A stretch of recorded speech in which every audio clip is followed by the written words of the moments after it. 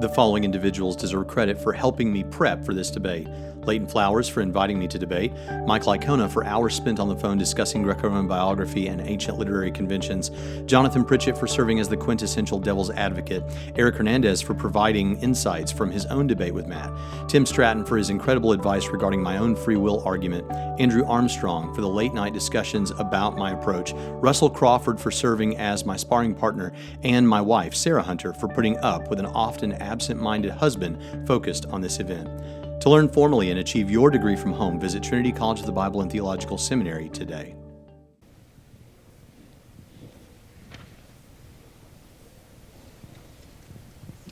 Good evening. I know some are still making their way over from the parking lot and into the facility, and we want to first begin by thanking Truett for hosting tonight's debate. So let's give a hand for Truett. Baylor University. Truett's a great school. We've got a lot of great friends that go here and are part of Truett. And so if you're looking for a higher education, the Truett's a great place to go. And they didn't ask me to say that either. That's just something that I've come to believe and know about Truett. It's a great place for you to consider for a higher education. My name is Leighton Flowers. I am the Director of Evangelism and Apologetics for Texas Baptist. Texas Baptist is what is sponsoring this event called the Unapologetic Conference, which will begin tomorrow at Columbus Avenue Baptist Church. And there at Columbus, you will be hearing more from obviously a theistic Christian perspective about why we believe what we believe and learning how to defend and to explain why we believe what we believe. But here tonight, you're going to actually see it unfold firsthand, live in a debate between a Christian and an atheist. And though we are having a debate, and sometimes when people hear debate, they think, oh, well, that means people are going to be really mean and angry and ugly with each other. You will not be witnessing that, because I know both of the two gentlemen sitting on this stage, and neither one of those gentlemen are going to be that way. They are both very firm in their convictions, and they believe what they believe very strongly, but they also know how to speak about what they believe without being overly contentious. In other words, they can disagree without being overly disagreeable. I think it was Aristotle who says it is the mark of an educated mind to be able to entertain a thought without necessarily accepting it. And what we're doing today is a part of education. It is learning to understand other people's perspectives, learning how to make sound, reasoned arguments against those perspectives, and we're going to see that played out live.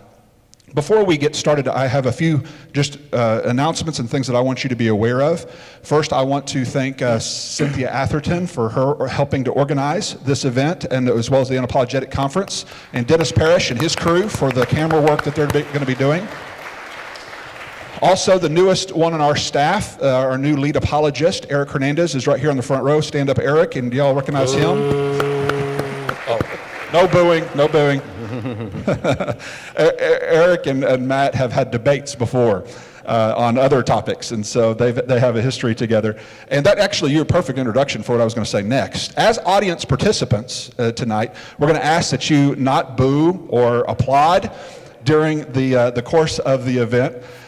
We obviously want you to be engaged, and so we have actually planned for a time for you to engage with your own questions. So you can begin to think and even maybe write down your questions as we go through the first portion of this debate, because the mics will be open later for you to come up. And let me emphasize this: ask a question, okay? Not make a debate point, not try to finish something Matt didn't say that you wanted him to say, or that Dr. Hunter says that you wanted him to say, you wish he would have said this, and you should. No, that's not what this is for, okay? This is to ask a question. So about under 30 seconds, and we'll have people monitoring your microphone there. So under 30 seconds, just voice a question, and there's not going to be follow-up. So you're just going to ask the question and then move on. Now, if you'd like to get back to the back of the line again and ask another question, that's your prerogative, but it's just the one question, and then allow our presenters to answer that question.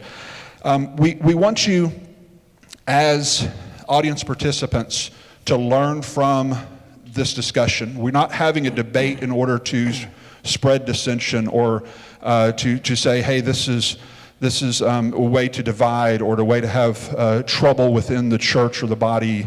A lot of times people put down having debates.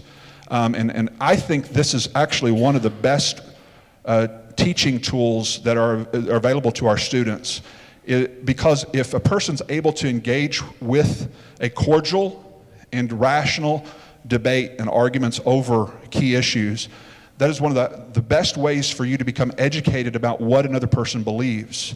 And I promise, as you go through this evening, if you objectively consider the presenters and what they're saying and how they're saying it, and listen to their arguments and learn, this can be one of the greatest education tools that you will have at any university. And so I hope that this evening is going to be beneficial for you as an education as well. The structure of tonight's debate will go like this. We will begin with openers, 20-minute openers from each of our presenters. And then we will have 10-minute rebuttals from each of our presenters. Then we will have 2 rounds of cross-examination where each presenter will lead in a cross-examination of the other. And I will be guiding each one of these sections as we go through them. And then finally, in closing, we'll have the audience question and answer time. And so that's how tonight's debate will be structured. And so, though you're going to be holding your applause for the rest of the evening, right now, let's get all of our applause in for our 2 presenters, Matt Dillahunty and Dr. Braxton Hunter. Wait, I should give Nancy Pelosi. First up will be Dr. Hunter with his 20-minute opener.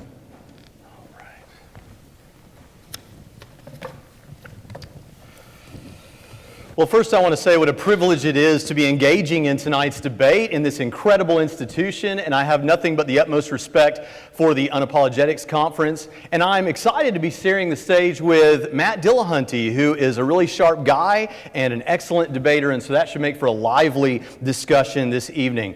Now, I don't want to be too forthright in my predictions about what's going to happen on the stage tonight, but will make this prediction. If there is a clear winner to tonight's debate, it will be a bald-headed, bearded man. Just saying.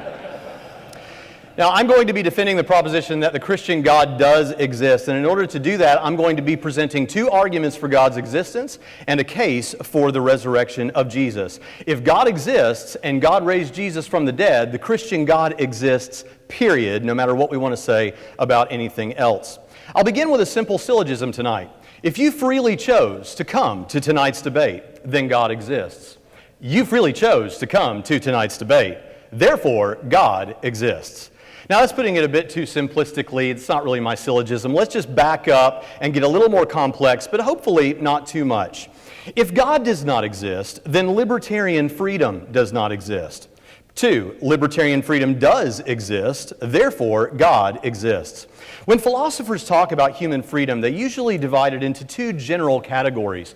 On the one hand, we have determinism, which says that no free will exists, or at least not the way that you think it does. Kind of sad. On the other hand, you have libertarian freedom, which says free will exists. Yay!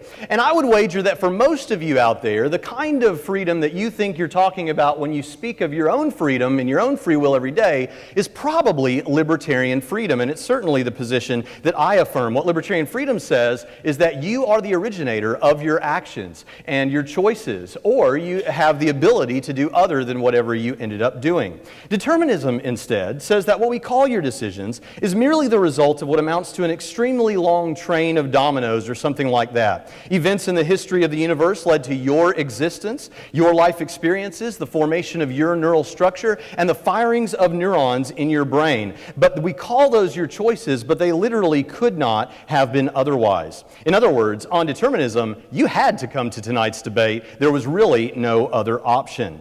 It couldn't have been otherwise. But here's the thing. If atheism is true, I suspect that that means determinism is true. And if atheism is true, then you have no free will. And as others have said, like my friend Eric Hernandez, the last thing you are is a free thinker. Some thinkers, however, posit what they think amounts to a middle option between these 2 extremes.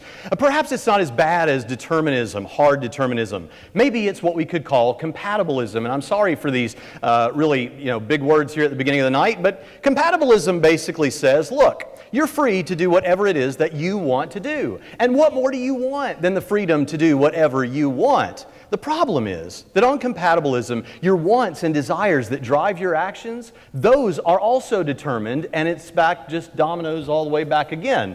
So ultimately what we're left with is still determinism, no free will, or libertarian freedom, free will. Now, the last I heard, Matt held the position that I described as compatibilism, which I say reduces to any other form of hard determinism. In a discussion with Lawrence Krauss and Sam Harris, Matt not too long ago said, quote, "We all agree there is no such thing as libertarian free will, the idea that I could have done differently." So while it seems intuitively obvious to you and I that when I do like this, I could have just as easily not done that or done this instead, ultimately, given the circumstances, that was determined and it could not have been otherwise. Now, in summary, either you are free such that you could have done other than you end up doing, or you have no free will and all is determined like Matt's position requires. But if you believe that you have freedom of the will, then you should know that on naturalistic atheism, libertarian free will is just not an option, for the universe would merely be a natural system of cause and effect. If you have free will, God is the best explanation for that freedom. For if God exists, then the universe is not merely a natural system of cause and effect. God could grant us libertarian freedom. And deep down, I think that we all know that we have the freedom to do other than whatever we end up doing. You really could have chosen not to come to tonight's debate.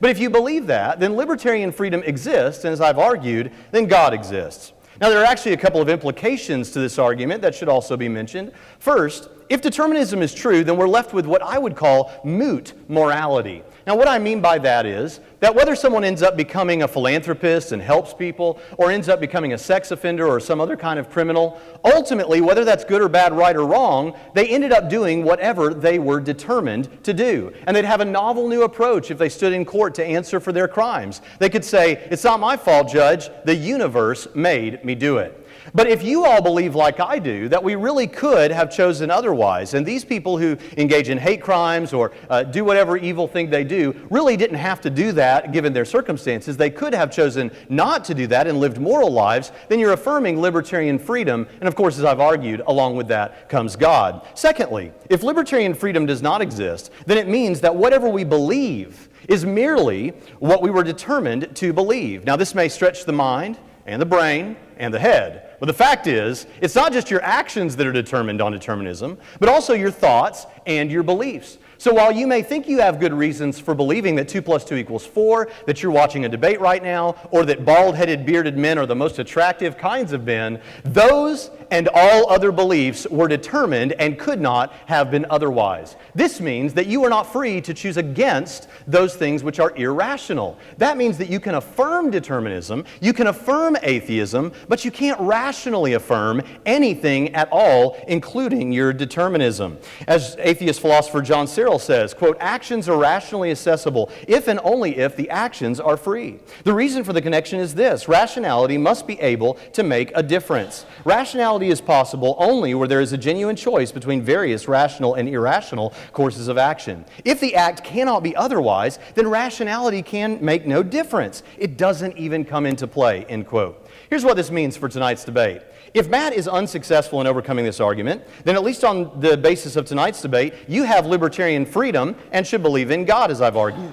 But get this, if he is successful in overcoming this argument, then on the basis of tonight's debate, determinism is true, and you can't rationally affirm anything at all, including that atheism is true, or that the Christian God doesn't exist. So let's just put it this way: you're darned if you do, darned if you don't. Secondly, God is the best explanation for the beginning of the universe. Here I'd like to present a case that begins with the Kalam cosmological argument. Now, for those who are familiar with these discussions, you might say, "Come on, Braxton, you're not going to bring the old Kalam argument, are you again?" You're darn right. I've got a personal philosophy for my life. If it ain't broke, don't fix it. And it ain't broke, folks. The argument may be stated like this: everything that begins to exist must have a cause for its existence. The universe began to exist. Therefore, the universe must have a cause for its existence. Now, when I say everything that begins to exist must have a cause, we have zero counter examples of this principle. 100% of the evidence backs this up. And when I say the universe began to exist, by universe, I mean all of nature, including multiverses, vacuums, or anything else. If the universe had no beginning, it has existed infinitely. And without even a beginning to start from, we could never have arrived at this particular moment that we're experiencing today, because if it exists infinitely in the past and you crossed half of infinity, you still have infinity to go, and we would have never arrived at this moment. If you want a simpler way of saying it, try jumping out of a hole without a bottom to it. Not too easy. I'll leave it to Matt to bring the challenges to the individual premises of this argument, but simply put, for those that have never heard it before, what I'm saying is that whatever begins to exist because of something else. And the universe is like that. Something or someone serves as the cause of the physical universe. But what is that cause? Well, the universe is made up of three things, generally speaking: time, space, and matter. Now, since things can't cause themselves to come into existence, and since time, space, and matter are the natural universe, and it makes no sense to say that nature came before nature to cause nature, then whatever the cause of the physical universe is must be a spaceless, timeless, and non-material cause. It also had to be able, from a timeless state, to bring the universe into existence from nothing. Are there things like that? Well, some might say that the laws of logic or numbers could exist spacelessly, timelessly, non-materially. But the problem is they don't have what philosophers call causal powers. That is to say, they don't do anything. However, a mind without a body, a mind independent of a body, would serve as a fitting explanation and would also explain how the universe could be created from a state of nothingness which has no potentialities, no properties, no powers, and no possibilities. Thus, a spaceless, timeless, non-material, sufficiently powerful mind serves as the best explanation of the beginning of the universe. Now, interestingly, when Matt has been faced with this evidence in the past, and he has on several occasions responded by saying, well, perhaps, maybe all that's true, but it's not God. Maybe the explanation is a spaceless, timeless, non-material, sufficiently powerful group of universe-creating pixies. That's right, pixies. Now, I understand that Matt is probably saying this tongue-in-cheek. I understand that. But hey, let's just go with these universe-creating pixies. Because Occam's razor, the principle that you should shave away everything, anything that's unnecessary to explain your position, all the unnecessary variables, would leave us with one universe-creating pixie. So you'd have a spaceless, timeless, non-material, sufficiently powerful, singular, universe-creating pixie. Folks, that is a description of God and then just calling God a pixie. So I'd like to be the first one to welcome Matt to theism, but you pixie theist. So in summary, however you want to dice it, God's the best explanation for the beginning of the universe. Third, I'd like to express that I think we can actually go further than the God of merely the philosopher's God. I think we can specify that this God is the God of Christian theism. If God raised Jesus from the dead, a small feat for a God who could create the universe from nothing, then Christian theism emerges. Can the case be made? I think so. Some reject the resurrection because it involves a miracle. For some, this means that it requires extraordinary evidence of the sort that overcomes the implausibility inherent to any such supernatural claim. Nevertheless, I'd like to head that off with something that I call recalibrated plausibility. What is recalibrated plausibility? Well, if God did not exist, or if Jesus was just any other first-century Jew, then of course the resurrection would be incredibly implausible. But I've given good reason tonight to believe that God does exist, and it is universally accepted, or at least almost universally accepted by scholars, that Jesus thought of himself at the very least as God's special agent to bring about the kingdom on earth. So those two features together give us what I would call recalibrated plausibility, and I'll give you an analogy for how that works. Imagine that you encountered a group of people in a coffee shop somewhere who were excitedly telling you how they just saw this guy Neil walking on the moon. Can you believe it? We have video of it. We just saw this guy Neil walking on the moon. Now let's also imagine that you don't know anything about NASA. You don't know anything about the moon landing or space exploration. And so this sounds incredibly implausible. In fact, it's extraordinary. It's an extraordinary claim. But then let's imagine that later you actually do find out about this organization called NASA that has the sufficient power to put a man on the moon. And you also learn that there's this guy named Neil who was in the 1960s claiming to be a part of NASA's program, as if he was saying, just watch my life and see what happens. Now go back to your friends in the coffee shop. Does their claim seem implausible? No, in fact, it seems very plausible. Why? Because we have recalibrated the plausibility for the discussion. Now, hopefully the analogy is simple enough to see. NASA is like God in that God is the sufficient power to do something like raise someone from the dead. And Neil is like Jesus in that Jesus was walking around basically holding up a sign saying, watch my life and see what I do as a part of God's special program. This results in recalibrated plausibility for our discussion. Also, I'd like to say that the majority of my case will be built on what historians call bedrock facts. A bedrock fact is considered as such by historians if it has two things going for it. One, it is highly evidenced, and two, it enjoys the consensus of critical scholarship, and that includes atheists and agnostics and Christians and perhaps others. With these caveats, we're prepared to consider the evidence. First, Jesus died by Roman crucifixion. Though it is sometimes argued that perhaps Jesus was able to pull off the resurrection because he never actually died by crucifixion, this is no longer a serious consideration among sober-minded scholars. N.T. Wright responds to swoon or apparent death theories like these thusly, quote, "The hoary old theory that Jesus did not really die on the cross but revived in the cool of the tomb has likewise nothing to recommend it, and it is noticeably important that even those historians who are passionately committed to denying the resurrection do not go by this route." But you know what? N.T. Wright's a Christian scholar, and you would expect him to say something like this. So maybe you'd rather hear from an atheist scholar. German atheist New Testament scholar Gerd Ludemann writes, Jesus' death as a consequence of crucifixion is indisputable. But maybe you don't want a Christian or an atheist. What's up with these extremes? Maybe you'd like a Jewish scholar. Geza Vermesh says the Passion of Jesus is part of history. But maybe you don't want a Christian, an atheist, or a Jewish scholar. Maybe you'd rather have a liberal Christian scholar, like John Dominic Crossan, who writes, there is not the, quote, slightest doubt about the fact of Jesus' crucifixion under Pontius Pilate. He says Jesus' crucifixion is, quote, as sure as anything historical can ever be, end quote. But maybe you don't want a Christian, an atheist, a Jew, or a liberal Christian scholar. Maybe you'd like a liberal Jewish scholar. Paula Fredrickson says, quote, "The single most solid fact about Jesus' life is his death. He was executed by the Roman prefect Pontius Pilate on or around Passover in the manner Rome reserved particularly for political insurrectionists, namely crucifixion," end quote. We have non-Christian reports that testify to the death of Jesus from others like the greatest historian of ancient Rome, Cornelius Tacitus. So one can maintain that Jesus perhaps never existed or that he never died on the cross, but one would be arguing that in the face of literally all the historical evidence to the contrary.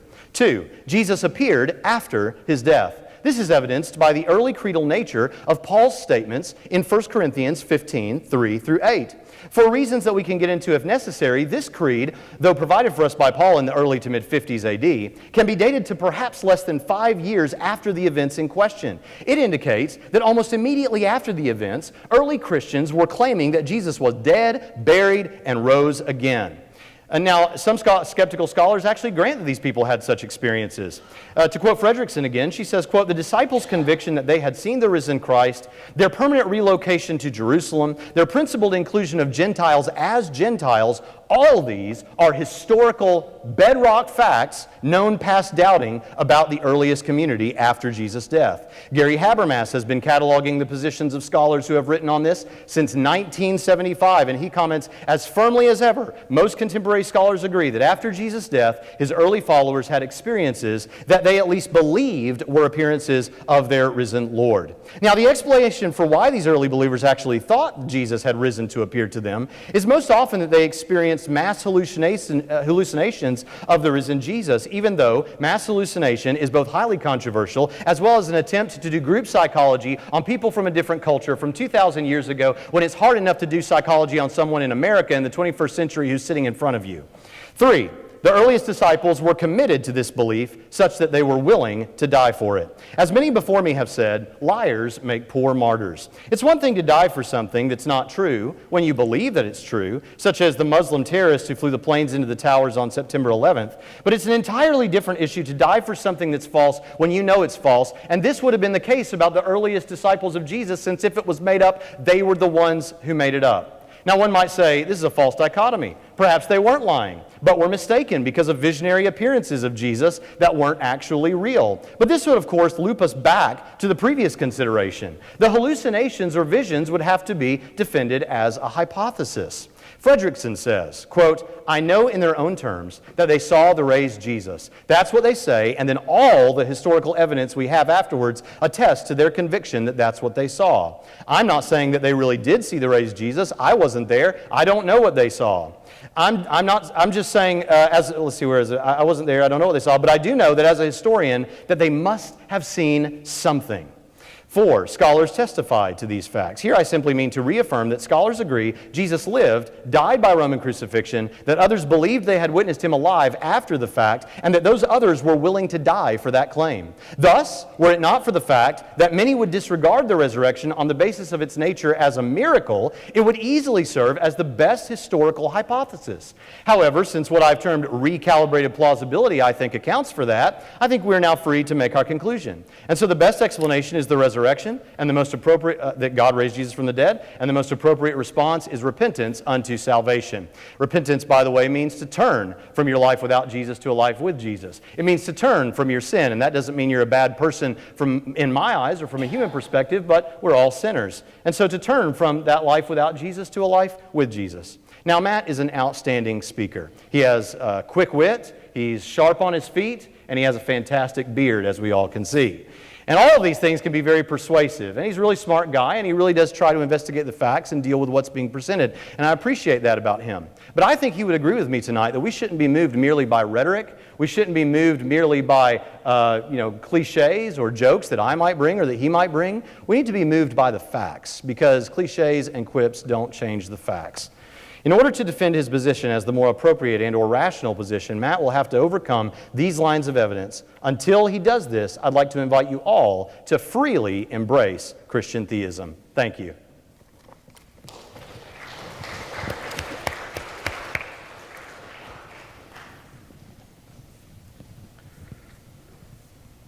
Are they allowed to clap then? Apparently. This will be weird because I need my glasses to read this, but not to see you guys. So, hi. Hey. Yeah, I know you're not supposed to clap or acknowledge or whatever else. Thanks so much for having me. I'm really thrilled to be here. My former church, the church I grew up in, would have never done anything like this, and I realize we're not technically in a church that did this, but there's a Church of Christ that invited me down to San Antonio to do 3 nights of debates. They haven't had me back. But the Unapologetics Conference has invited me back. I did this, was it 2 years ago, 1.5 years ago, in Austin. Mike Lacona and I debated the resurrection. And actually, no slight to Mike, but I wish we had done that because I think we're on a slightly different track there. So tonight, does the Christian God exist? There's probably some people who thought that Dr. Hunter was going to walk in and say yes, and I was going to march in and say no, and then there'd be like this WWE brawl, and that's just not the way things work. The arguments that are used here, if we're going to be defending Christianity, shouldn't be arguments that could be used by other religions, because if you present an argument that's equally viable to Hindus, Sikhs, Muslims, Jews, whatever, then we're not specifically talking about the Christian God. That's happened a little bit, but we'll get to more of that in the rebuttal. The interesting thing here is that I'm not here to disprove God. My position is not even, there is no God, which is what everybody thinks the atheist position is. Instead, I am not convinced that there is a God. And for some gods, I'm actually convinced that they don't exist. Now, how do we go about solving a mystery and figuring out what the right answer is? This is something we have to do all the time. Simple things. There was a jar of cookies in the kitchen, and now some of them are missing. Let's solve the mystery. Hey, Joey, did you eat those cookies? Nope. Maybe. There are plausible candidate explanations that we propose for anything and everything. Maybe the kid ate the cookies. But if we have exactly one occurrence of something, like we've never interacted with this child before, we've never had cookies in the house before, the cookies have never gone missing before, we don't really have a pile of evidence, how do we draw a line between it's most probable that little Joey ate the cookies than it is that God magically made the cookies disappear or that aliens came down and beamed part of those cookies up? How do we do that? on a single occurrence, and particularly with regard to historic events where we don't have a time machine, as far as I'm aware, we can't go back and actually get the information, we have to build the most plausible cases that we can. Now, with historical events, what we end up doing is saying, okay, are there other similar sorts of events? And what do we know about people in general? And we build up a case for what seems to be the most plausible explanation. Does that mean we're right? No, we might be. So, of the plausible candidate explanations, they're based on what we understand. And sometimes we have to acknowledge that we just don't have enough information to reach a conclusion about what's the right answer. There are answers that may be the best answer that we currently have, and they can be monumentally incorrect. There can be answers that seem reasonable based on the preponderance of the evidence, and those can also be correct. It's entirely possible for you to be completely reasonable and wrong. You want evidence of this? Consider how long people thought it was that the sun went around the earth. It was a most reasonable conclusion. All of the available evidence pointed to it. It's a completely natural thing. It feels right. It looks right. It adequately describes what's going on, and yet it is fundamentally wrong. And it's completely counterintuitive to think that we're on a spinning ball that's spinning around, and that's what makes it look like the sun goes around us. It took a long time to sort through all the details that led us to what we now understand to be the most correct answer. And that's another thing about scientific findings. They're not making proclamations about truth. They are coming up with models that are the most consistent at making predictions based on what we know about what's likely to occur. So maybe little Joey didn't eat the cookies, maybe he did. But if we have a history, if we have a trend where we know that Joey really likes cookies, we've caught him doing it before, we know that Joey's a little liar that we've given birth to. Did you brush your teeth, Joey? Yes. Well, let's go check then. I remember as a kid, I wish I hadn't done this, but it's a true story. I didn't like to brush my teeth. And so my mom would be like, well, let's go check. And she'd go in the bathroom, and then she'd feel the toothbrush to see if it was wet. And I kid you not, in order to get around that, I would go in and wet the toothbrush and put it back in there. I just didn't want to brush my teeth. And she'd go in and check. Yep, toothbrush is wet. Thank you for brushing your teeth. You're so good, honey. I tricked her. And that was the game for me. Later on, I brushed my teeth because I saw what it looked like when you stopped brushing your teeth. So I had good reasons to do that. When we go for the best explanation, there are explanations that are sufficient to serve as an explanation or serve as a causal thing. The God proposition is like a panacea. I can't think of too many possible questions that couldn't be answered by God did it. It's indistinguishable from magic. It's the reason why I use the universe creating pixies on occasion as an alternative. So how can we look around the world and figure out whether or not religions or a particular religion are plausible? Well, we can look at what we know. Now, we don't know everything about the history and origin of religions, but we do know that ancient people worshiped stones, and then they worshiped spirits, and then they worshiped spirits in the sky, and then they worshipped or respected or admired or revered a single spirit in the sky. And then after that, we started listening to the people who claimed to be speaking for these spirits in the sky. And then it gradually progressed into the point where now we're listening to the people who are giving us their interpretation of a translation of a translation of a copy of a translation of what somebody said that somebody in the sky wanted you to know. And I understand I shouldn't be glib within the sky. And as a side note, if I offend anybody tonight, that's obviously not my intent. I'm here because I want you to understand that I was a Southern Baptist for more than 25 years. We went through that last time when people from my old church came down to the debate. I just want you to understand why people don't accept it. And I think that it'll be intuitively obvious in some regard. And that's because we know people lie, we know people are mistaken. We know that eyeglasses are a relatively new invention and that people didn't always see very well. I'm reminded of this every time I look down and realize I forgot to put mine back on.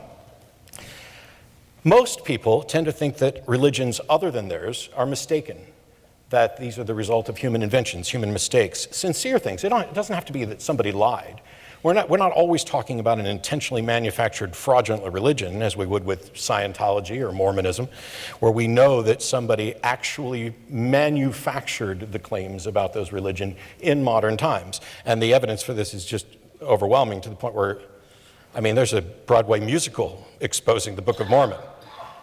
But we don't tend to think about that about our religion. I took a comparative religions course my freshman year of high school, and I remember sitting there going, gosh, all these other religions are so weird and not mine. And then it was much later. I was over 30 by the time I sat down and applied my skepticism and critical thinking to what I believed and why. I didn't have a bad experience in church. I didn't get mad at God, and I lost my job and thought God wanted me to be a preacher, which is what people in my church had thought. And so I was like, okay, God, I'll do it. Let's get busy. Let's get started. And then I found out that some of the things I thought I had good reasons for, I just didn't. Doesn't mean they're false. My position is not, there's obviously no God. It's not even Christianity is a manufactured fiction in the same way that I would say Scientology almost certainly is. That's not it. It's just, I'm no longer convinced of that. So we need something, some methodology, which when consistently applied, manages to confirm one hypothesis and not others. If you have a method that leads you to multiple different competing conclusions, your method is flawed. You know, that's why we don't flip coins for things that are serious, hopefully, because, you know, a coin toss can lead you to decide to cross the street in busy traffic, or it can decide to have you stand there and wait for the traffic to go away. We make decisions, better decisions, based on methodologies that consistently provide explanations. Problem is, we don't always know what the answer is. We don't always have enough information to figure that out. And so if there are several potential plausible or seemingly plausible explanations, how do we tell which one's right? Now, for Christianity in particular, since the subject tonight is, does the Christian God exist? I have two lines of argument that are not going to disprove God at all. But they are really difficult things to overcome if you're convinced that it is true. And the first one is a notion that's been called the argument from divine hiddenness. Essentially, as we look around the world, if there is, give me any God model, it could be the Christian God model, it could be a Hindu God model, whatever, define what its characteristics are, what its goals are, how it interacts with people, what it wants, and now you can make predictions about what sorts of things you would see in reality. And if we don't see those things, it's not confirmation that that God doesn't exist. It could be that we're wrong about the nature of that God or what it wants. But if you don't see those things, that's a fairly strong disconfirming issue. It's like if somebody says, oh, I've got a dead body in the trunk of my car, and I go out and I look and I don't find a body and I don't find blood and I don't find hair and the trunk looks pristine, it doesn't look like there's ever been anything in there. I can't prove that they didn't have a body in their trunk, but there's strong evidence against the proposition. Now, as a skeptic, as somebody who advocates for scientific models, all of my positions are tentative. I'm not absolutely certain about anything. As a matter of fact, I don't think you can be absolutely certain about anything, which I'm sure will come up shortly. But my position is I should be able to find and be consistently reasonable. And if in fact there were a God who cared about clarity and reason, who, as I believed when I was a Southern Baptist and as people have told me, they believe this God wants us to know that he exists. He wants us to know what his purpose is for our life. He wants us to be aware. He wants us to be able to fulfill our obligation under 1 Peter 3:15 to give the reason for the faith that's within us and to do so with gentleness and respect, which I used to say kindness and I got that wrong. But I'll try and stick with gentleness, respect, and kindness. If that's the kind of God that exists, then there are certain things that we would expect to see. And it leads to the second similar line of argument, which is the problem of inconsistent revelations. Now, these two together talk about essentially the reasonableness of non-belief, that an honest actor, and I cannot convince anybody here. There are people almost certainly who will leave here as they have from any interaction I've had with Christians in my life since identifying as atheist. They will leave and they will think, well, Matt's just been given over to a reprobate mind. He's unreasonable. He won't accept evidence. He's just not bright enough, or he's hardened his heart, or you can come up with any excuses you would like to. But the fact of the matter is, I am being honest when I say that I sincerely am not convinced that there's a God, and in many cases I'm convinced that there's not. I can't prove it to you any more than I can prove to you there's no God. Because if a proposition is unfalsifiable, that means there's no way to show that it's false. And most of the God propositions are, as far as I can tell, unfalsifiable. And while we're talking about what's in somebody else's head, I think that might be unfalsifiable as well. We can get an idea about what's truly in somebody's head by how they act. The problem is that you can't be extremely confident about any of this unless you know the person and know their motivations, and you can't really do that without getting in their head. This problem of inconsistent revelation is one that I've described really kind of straightforward and simply. And that is, the First Baptist Church can tell you what's wrong with the Second Baptist Church, and they can tell you what's wrong with the Methodist Church, and they can tell you what's wrong with the Presbyterian Church, and they can tell you what's wrong with the Catholic Church. And then a good chunk of the Christian community can tell you what's wrong with the Jewish tradition, and they can tell you what's wrong with Islam, and they can tell you what's wrong with Hinduism. All I'm doing is agreeing with all of them. That's what I'm doing. It's not even, I appreciate the kind of laugh, but this is what we do.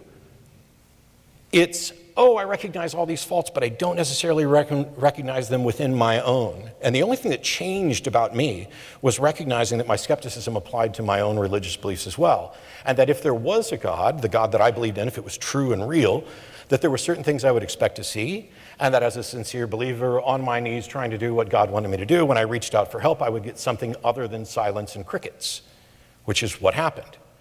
And people will say, well, you know, God will reveal to himself to you if you just do it the right way. And I put it in that phrasing because I've heard different ways of potentially doing it. And when it doesn't happen, they'll say, well, you weren't sincere. Your heart's been hardened. God won't reveal himself to you. He'll do it in his time.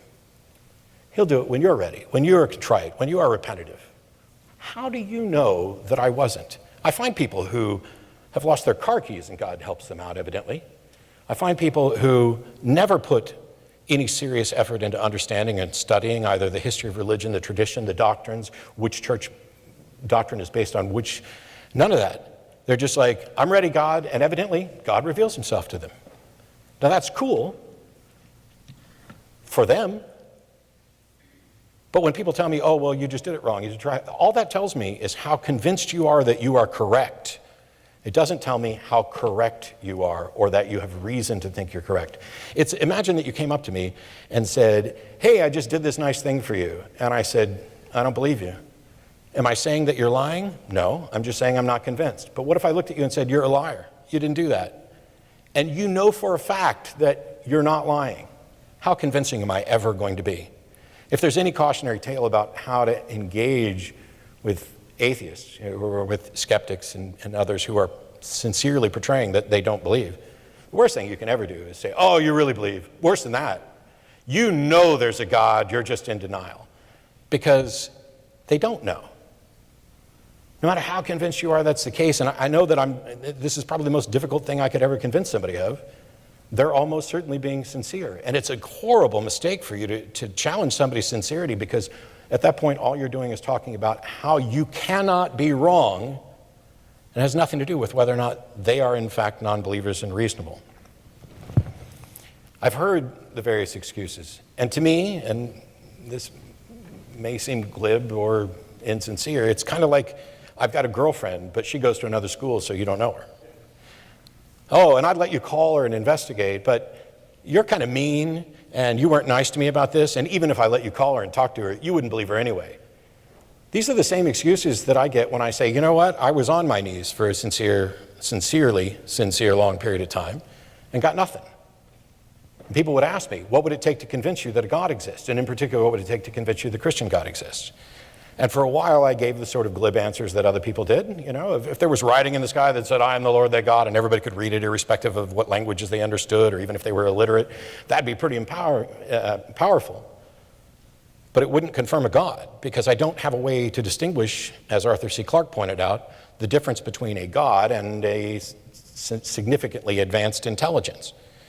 I'm a magician and on occasion a mentalist mind reader, and so I can do things that people have accused me of being in league with the devil. Actually, they accuse me of that just for doing the TV show, but I do things that can blow people's minds.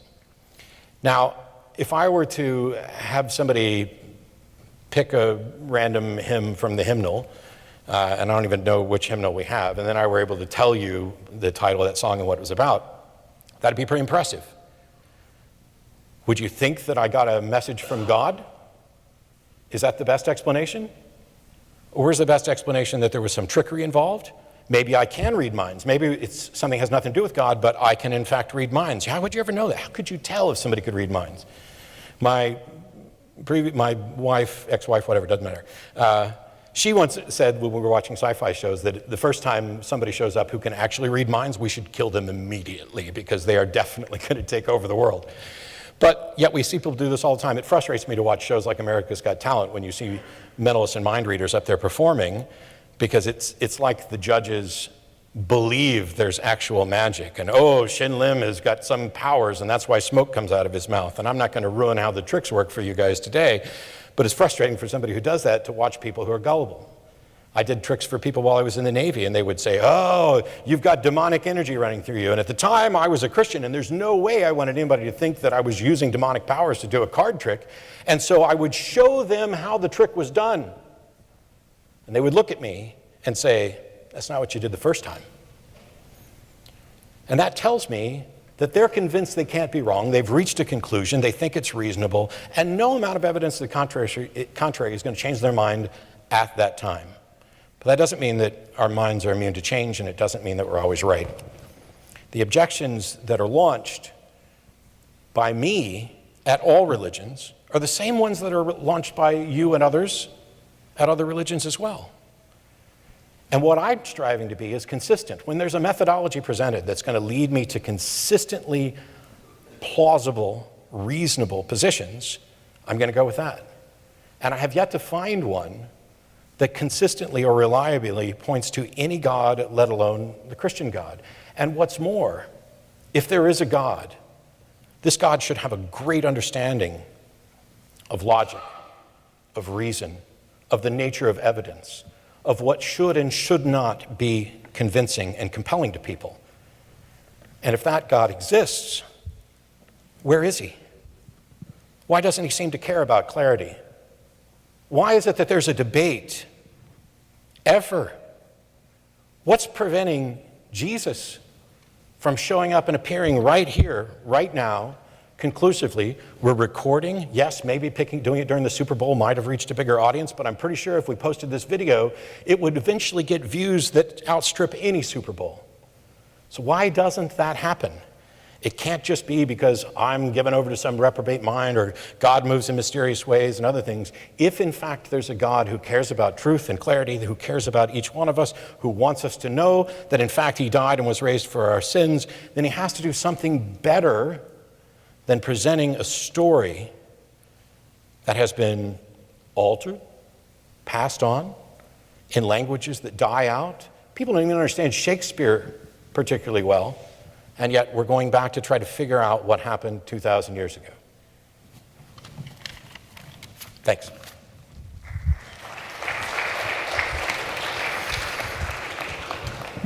Now each presenter will give a 10-minute rebuttal. Dr. Hunter will be first.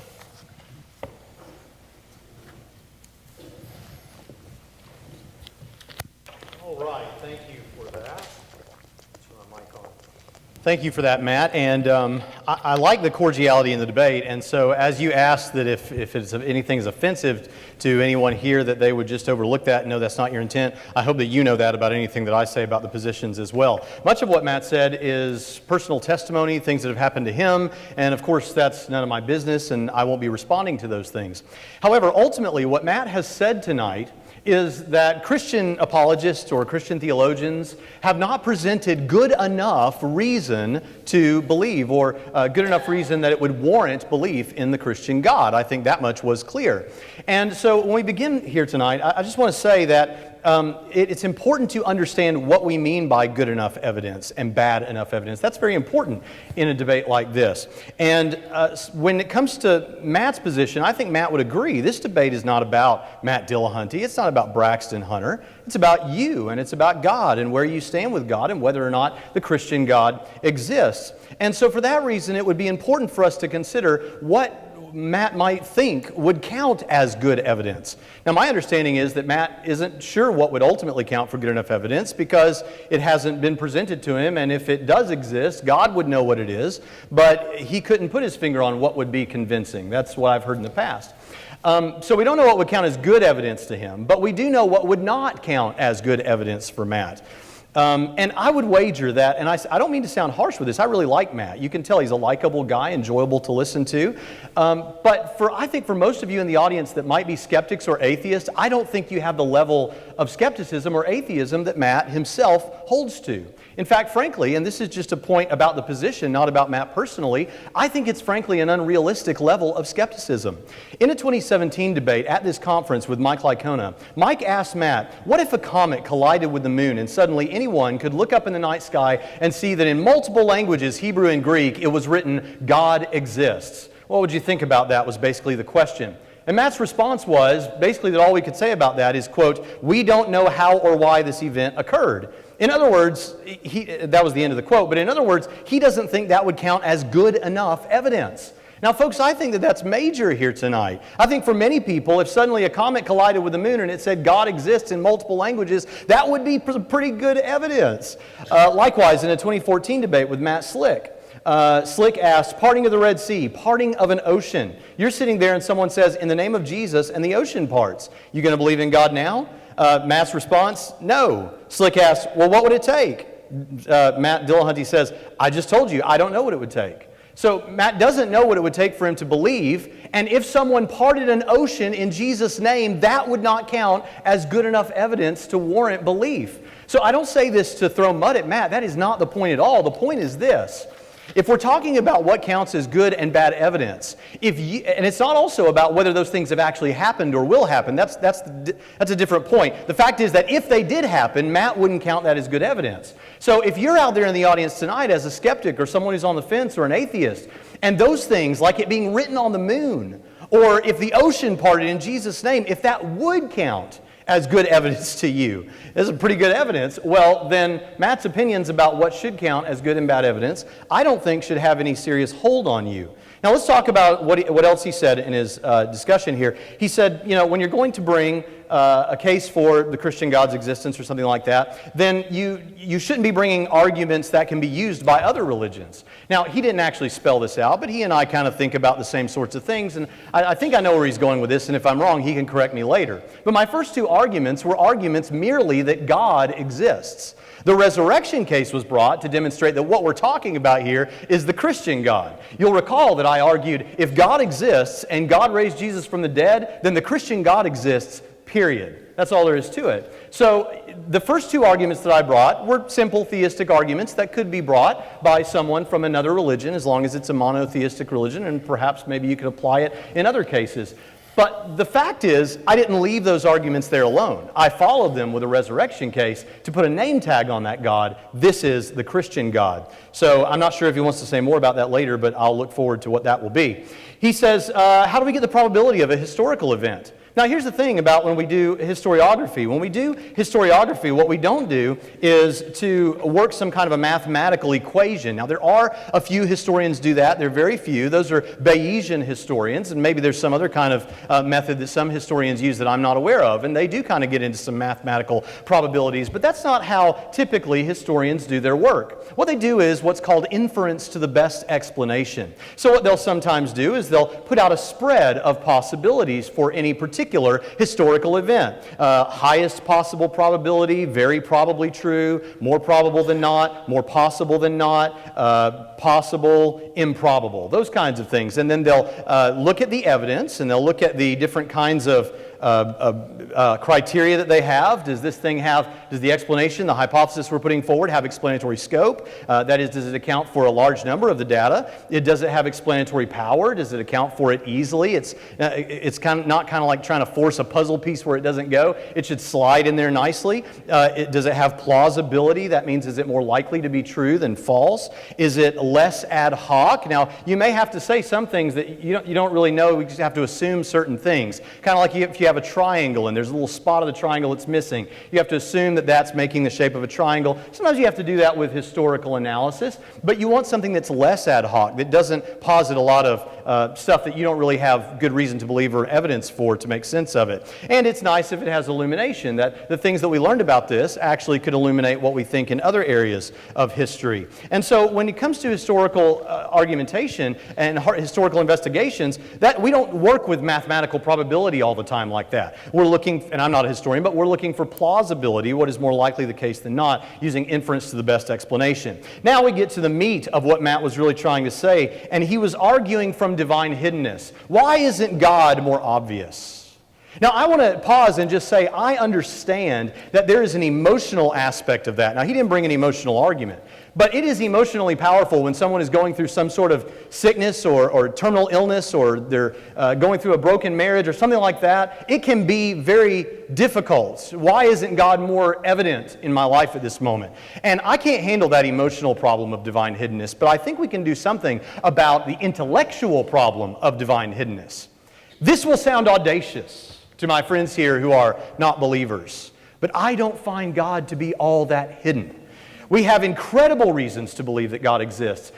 We have incredible arguments and evidences from almost every area of investigation. We have inferences from history and science. We have philosophical arguments. We have arguments from, I don't use these, but we could argue from personal experience. Now, he's right. Your personal experience of God isn't really evidential for him, but just to put a little gravy on top of this thing tonight, how many of you are convinced you had an experience with God and it would be very difficult to convince you that you haven't? Would you raise your hands? We have all of these kinds of arguments. Many of them I'm not even bringing tonight. So when every physical object and concept in the universe could be used as a reason to believe that God exists, I'm not trying to be critical of those who don't believe. And I certainly wouldn't be presumptuous of someone who has genuinely tried to have a relationship with God, and for whatever reason that hasn't happened. I don't know what to say about that. You know, it's almost like I don't want to respond to the point because I don't want to sound insulting to your personal position, and I would never want to do that. And I'm not saying that you just didn't try hard enough or something like that. All I'm doing is pointing to the evidence. And it strikes me that everywhere I look, there seems to be good evidence for God. Now, I do understand, why doesn't God show up every 2 years bodily and just announce it on television so that everyone can see? But see, that would mean that what God is looking for is mere intellectual belief. What God wants is not merely a lot of people to believe intellectually that He exists. What God wants is for people to enter into a relationship of trust and loyalty with Him. And if God is aware, as He would be, that in this world, with this amount of evidence, the greatest number of people would freely choose to come into a relationship with Him, then God is not required to give more evidence than that just to suit our fancy. And besides all of this, Matt said in a video called Who Are You to Question God, that even if he were convinced that God exists, that doesn't mean that he would worship God. In fact, he said he doesn't believe in worship, so he wouldn't worship that God. Now, folks, that means that this whole thing of divine hiddenness, while I admit that it can be persuasive sometimes, rings hollow in tonight's debate. He talked about inconsistent revelation, so I'll be quick about this because I don't have a lot of time. The fact is that one thing that all Christians everywhere who are Orthodox Christians have always believed is that God exists and God raised Jesus from the dead. So I don't know about the folks at 1st, 2nd, or 3rd Baptist here in town. I don't know what they think on the 1st or 2nd pew of that church about the other folks in the other churches, but I'll guarantee you if they're Orthodox Christians, they all believe God exists and God raised Jesus from the dead. I'd like to say more about this thing about 2,000 years ago. How do we consider those people? But I'll just say this. It's almost like some people tend to think that history is like Bird Box. You've got to wear your something over your face and don't look because you might catch Christianity. I'm not Sandra Bullock, and this isn't Bird Box.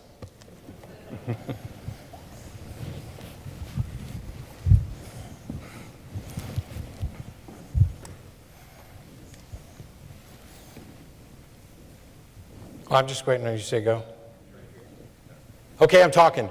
And there's going to be a lot to get to because I've got to go through rebuttals and everything else. So he says he's just pointed to the evidence. I would dispute whether or not we've actually pointed to anything like evidence. What we pointed to is arguments that are interpreted in such a way. But early on he began with this notion about free will and determinism. And while I am on record as being a compatibilist, I've also done a video with Rationality Rules where he talked about that. That's almost too much to begin going into, but I will say that I don't accept that we have anything like libertarian free will. And so if you're going to propose that God is the best explanation for something that I don't think we have, I don't know how that can be convincing.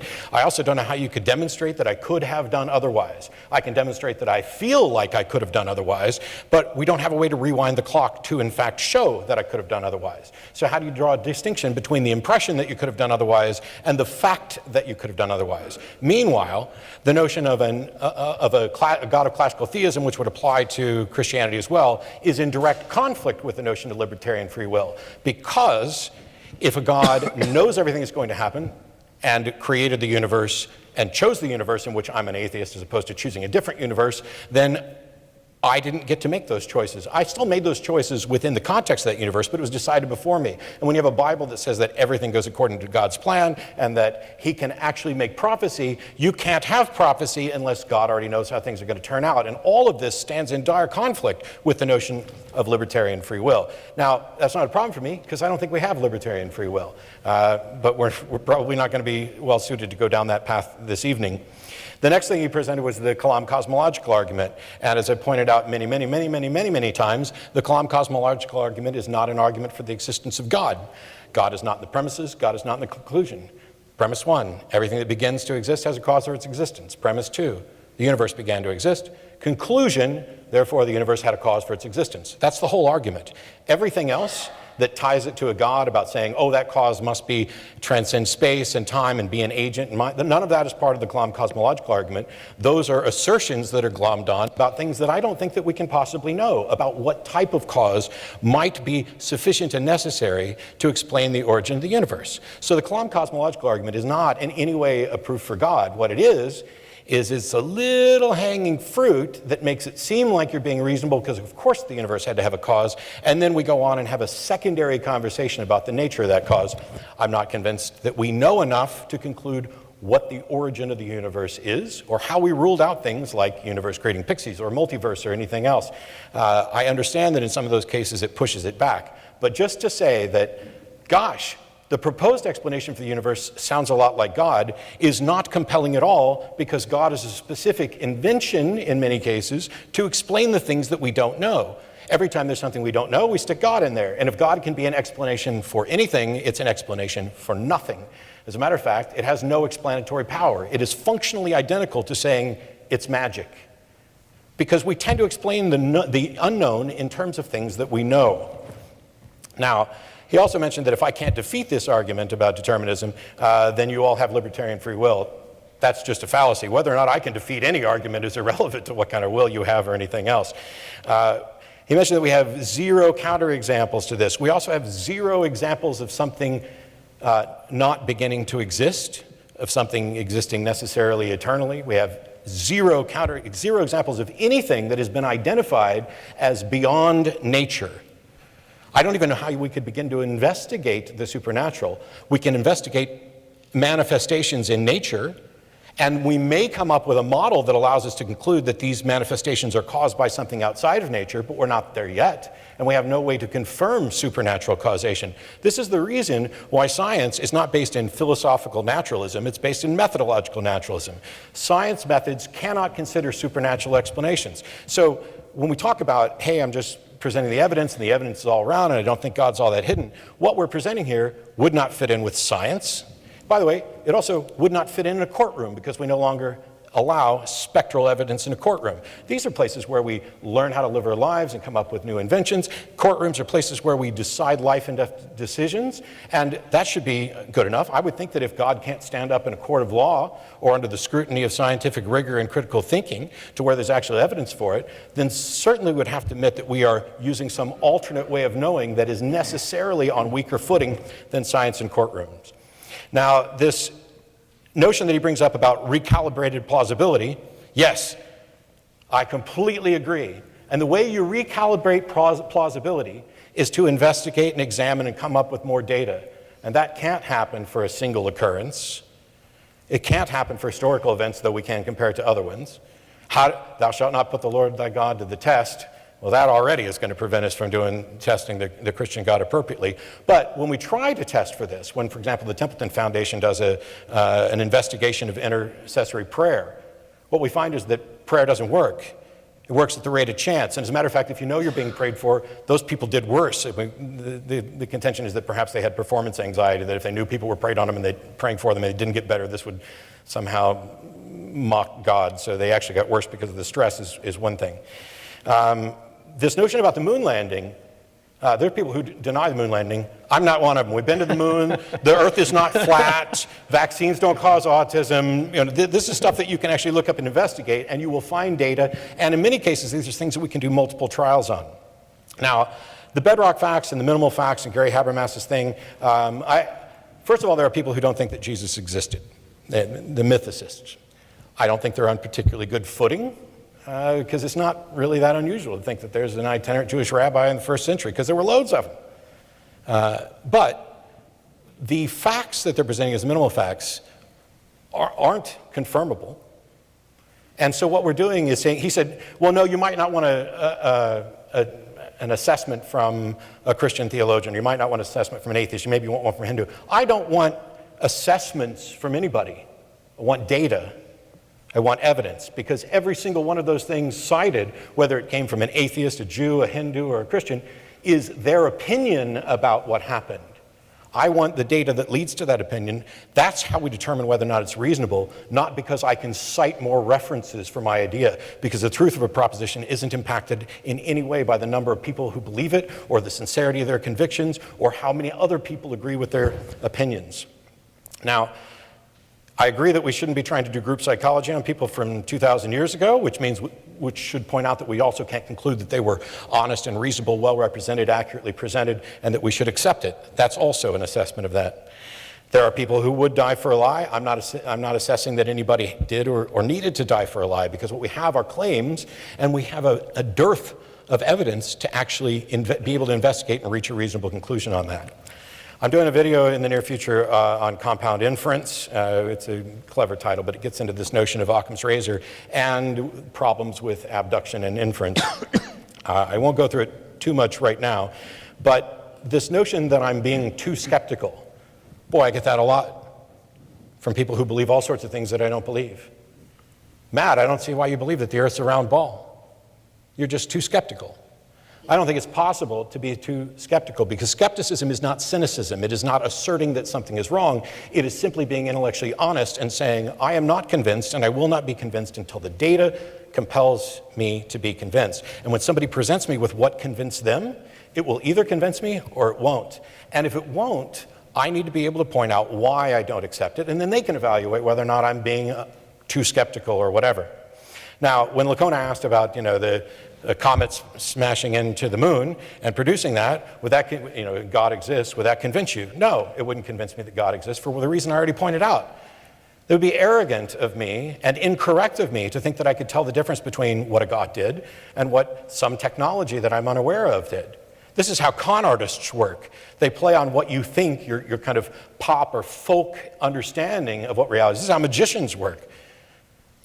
I know too much about how we are fooling ourselves on a regular basis to say that, yes, that would be confirmation of God. He did the same thing with regard to if we lopped off somebody's head and then they got up and walked out. Would you then believe in the supernatural? No, but I would believe that we lopped off someone's head and that they got back up from the dead. The fact of something occurring is independent from whether or not I understand how it occurs. And this is why when we talk about why won't God reveal himself, yes, if in fact a God revealed himself to me, that does not compel me to worship or obey or anything else, but it would certainly make it easier to get past these pedantic exercises about whether or not there's a God that actually exists and focus on whether or not this is a God that is worthy or deserving of worship, or whether any God could be.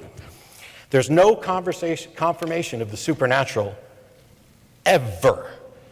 Anytime the supernatural has been proposed as an explanation for something that we've observed, and we've actually been able to narrow it down to what is the most plausible explanation, the explanation has never been supernatural or magic. That doesn't mean it doesn't happen, just means we can't confirm it.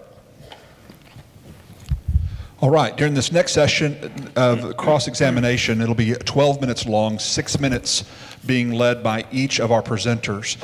So Dr. Hunter will begin by asking questions, and what I want to ask of our presenters is if you are to ask a question, please at least give about 30 seconds before you start to interrupt or to jump on each other's words. I want you to be able to have a good conversation, but having been in debates before, I know it can get really confusing if you ask a question and you immediately begin to interrupt them while they're trying to get out an answer. So at least let the one responding go at least a good 30 seconds before you jump in or maybe redirect the question or something of that nature. And I'm going to give them as much freedom as I can, but at the same time, if I need to jump in to make sure that the audience is understanding and that there's clarity, I'll do that. And so there's 6 minutes on the clock, and Dr. Hunter, you will lead in the first 6 minutes.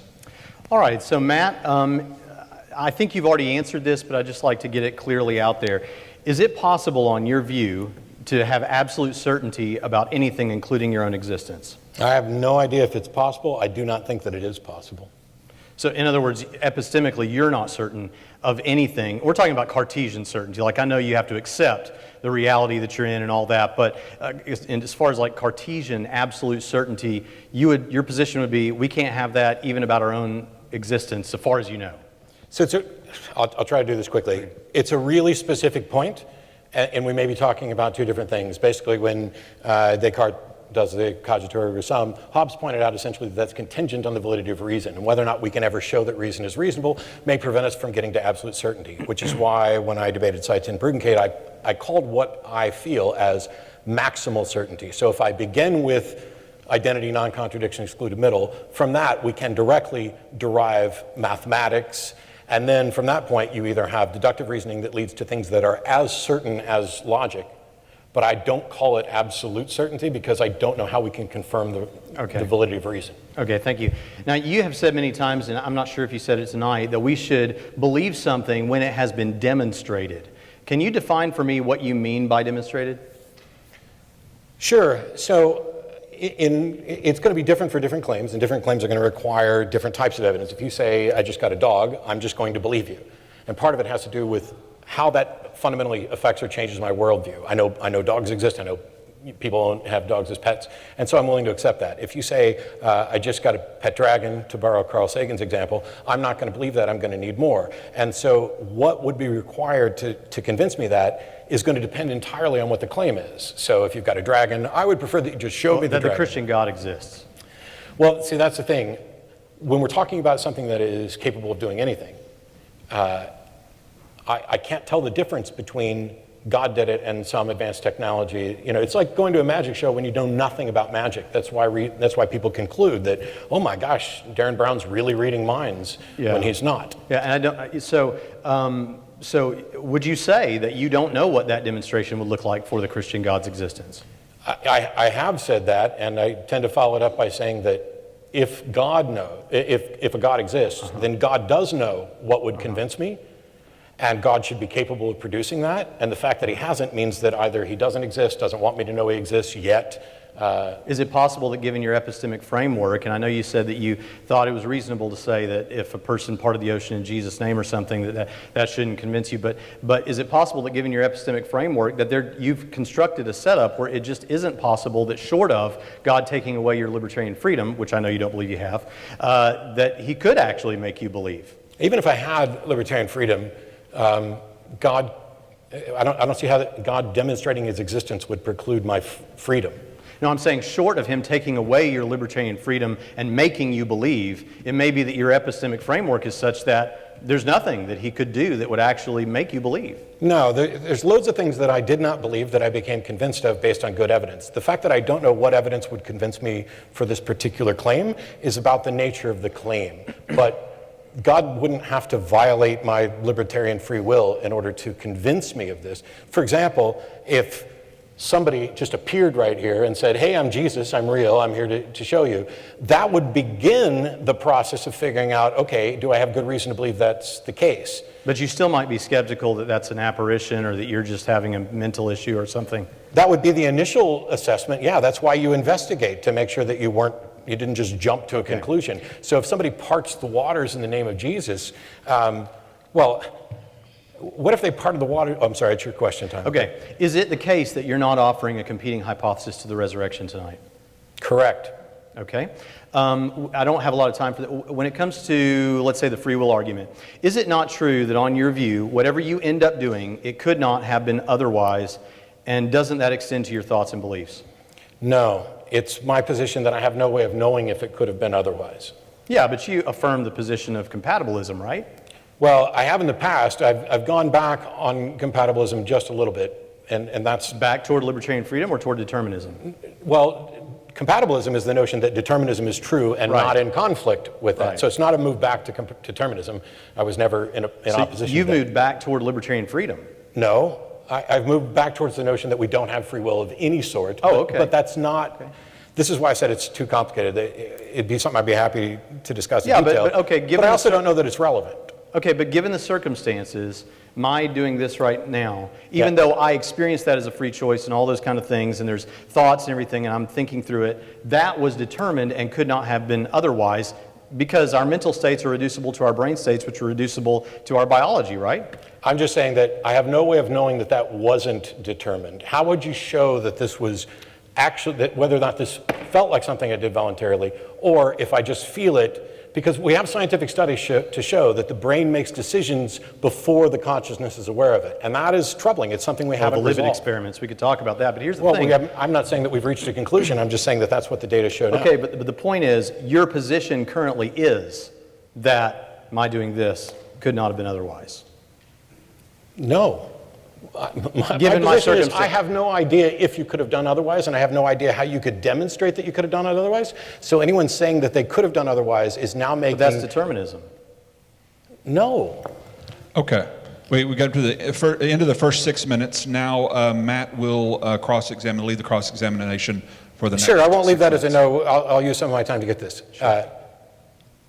Saying you couldn't have done otherwise would be determinism.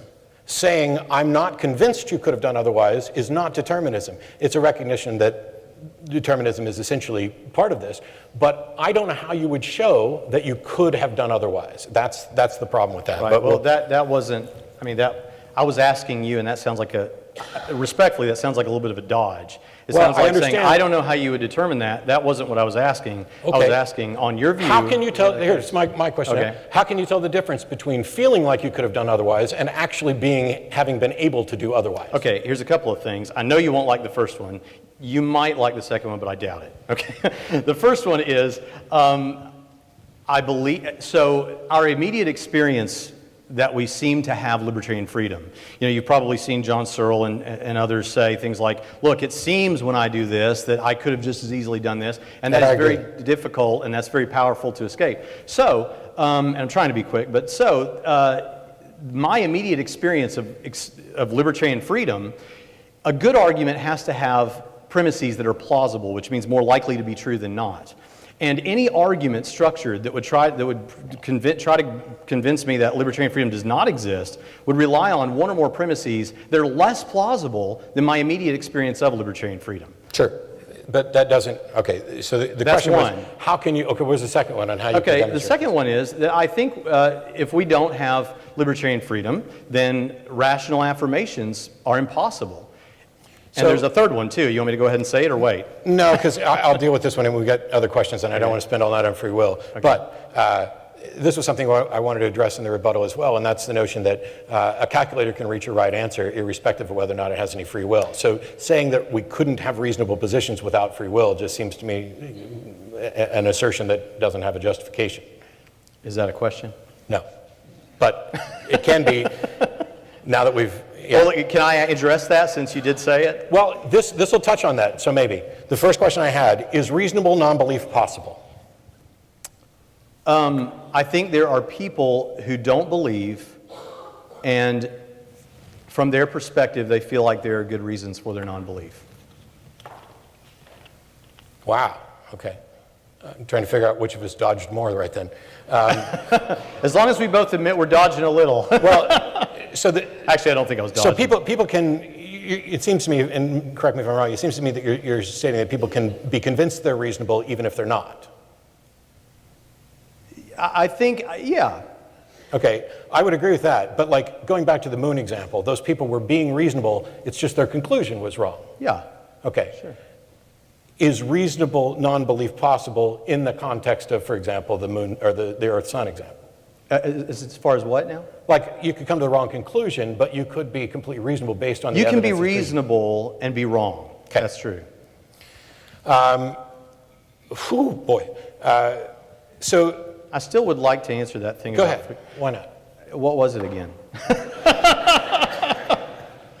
Your Yeah, okay, the third calculator, justification for- the calculator could be right, but it's purely a deterministic piece of technology, right, basically. Yes. Here's the thing, that kind of proves my point, because my position is that if libertarian freedom does not exist, then rational affirmations are impossible. That doesn't mean that your beliefs are false. In fact, if it were possible for a person to have, and I don't know that there's anything contradictory about this, for a person to have 100% true beliefs, they could have 100% true beliefs, and yet they didn't get there rationally. Sure. And the reason for that is because rationality definitionally is reducible to reason, and reason is the process by which you deliberate over between beliefs and choose which is a good or a bad thing to affirm. And if the libertarian freedom does not exist, then we don't have rationality is impossible because you can't choose against the irrational. Yeah, I don't think that I accept that at all, because I didn't expect you to. We are decision-making machines, and the things that feed into us, the fact that we're having an argument or whatever else, somebody may or may not become convinced, and to them they may have this experience of, oh, I've changed my position on this. Nothing about determinism suggests or implies that you cannot change your decision based on new information that you receive, that you're not a computer making all this. It's the fact that it's more complex obfuscates that, which is why the original question was, how do you tell the difference between feeling like you could have done something different and demonstrating that you in fact could have done something different? I have no solution. I've never heard anybody give a solution to that other than, well, I really feel like I can, and it would be absurd for me to think well, that actually, I couldn't. First of all, I do think... How do you test it? Well, I do think that if you do seem to have a belief about something that seems almost impossible to doubt, then you are justified in affirming that and believing that until someone gives you good reason to believe that that is not the case. Ooh. So I do think that's true. However, I actually have other reasons. One of those is the moot morality thing. I think that if libertarian freedom does not exist, then we're left with moot morality. And what I mean by that is whether someone ends up becoming a philanthropist or ends up becoming a sex offender, ultimately, it's not that they didn't think through things, and it's not that they didn't, but ultimately it was determined. Yeah, but that doesn't, so the primary... Do you grant that? Hang on, I'm sorry, I've got 10 seconds, or 16. The primary concern about free will and morality is how do we hold people accountable, and the truth is whether or not they have free will, that was the agent that took the action and we hold them accountable, and we may not in fact have any choice in that thing. But this notion that you should believe something until somebody changed your mind is actually a fallacy. The notion that the burden of proof is on somebody trying to change your mind. I understand that's how it works in practice, but that doesn't mean that your position is rationally justified. I'll go ahead and respond to that if that's okay, because it was supposed to be a question. Okay, yeah, go ahead. So here's the thing. This came up in your debate with Mike Lycona quite a bit. Yeah. You felt like the whole night that that's what he was doing. And I don't think that's what he was doing, but I can tell you tonight that's not what I'm doing. I'm not saying if you believe something, until there's good enough evidence, you're justified in believing it, even if it's something like the supernatural. What I'm saying is something like libertarian freedom, where it seems impossible, it seems almost absurd to deny it. Yeah, it seems like an extraordinary claim. It seems like there's less willing suspension of disbelief in the Terminator movies, because at least there the robots were robots, So I would need some extraordinary evidence. Where I come from, extraordinary claims require extraordinary evidence. Me too. All right, we're coming to our final round of cross-examination, which again, each presenter will get 5 minutes, and we'll start again with Dr. Hunter. But what I want to prepare you for is the question-answer time for the audience. So you're about to get your chance to participate. And so that'll happen in 10 minutes from now, so begin to prepare if you have not already. The microphones will be on either side, and we will take them in order, just in the line that you're standing, and we'll just rotate from one side to the other. If you'd like to stand behind the microphone and be in line for those questions. Don't take your places yet, but as soon as the cross-examination is over, you can come to ask just one question. Remember, no follow-up. That way everyone has enough time that wants to ask questions. So 5 minutes, beginning with Dr. Hunter. All right, so when it comes to the Kalam cosmological argument, I think you misunderstood me, because I said in my opening statements, I said I'm bringing a case that begins with the Kalam cosmological argument. Sure. And so I've heard you before say, well, look, the Kalam doesn't even conclude with God, therefore it's not an argument for God. Well, but of course, often when we move on to that stuff that follows up, then the questions begin, that would have been addressed by the Kalam. So when it comes to premise one of the Kalam, you questioned, did you question whether it's true that everything that begins to exist must have a cause? And is it your position that it is epistemically possible that universe could have come to exist uncaused out of nothing? I don't know, and I didn't address that tonight. Okay. Do you think it's epistemically possible that the universe came to exist uncaused out of nothing? And I don't know, because so there are things that we cannot investigate.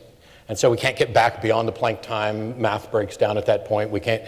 So the proposition, and one thing that you kind of raised was this notion that either it had to come out of nothing, and I think I've heard you before use the sort of nothing that rocks dream of as a reference to a quote from somebody else. That's not what physicists are proposing. My objection to Kalam is that the conclusion is, therefore, the universe had a cause for its existence. Why give the Kalam at all? Why not just put that as a premise in the argument that you're actually building?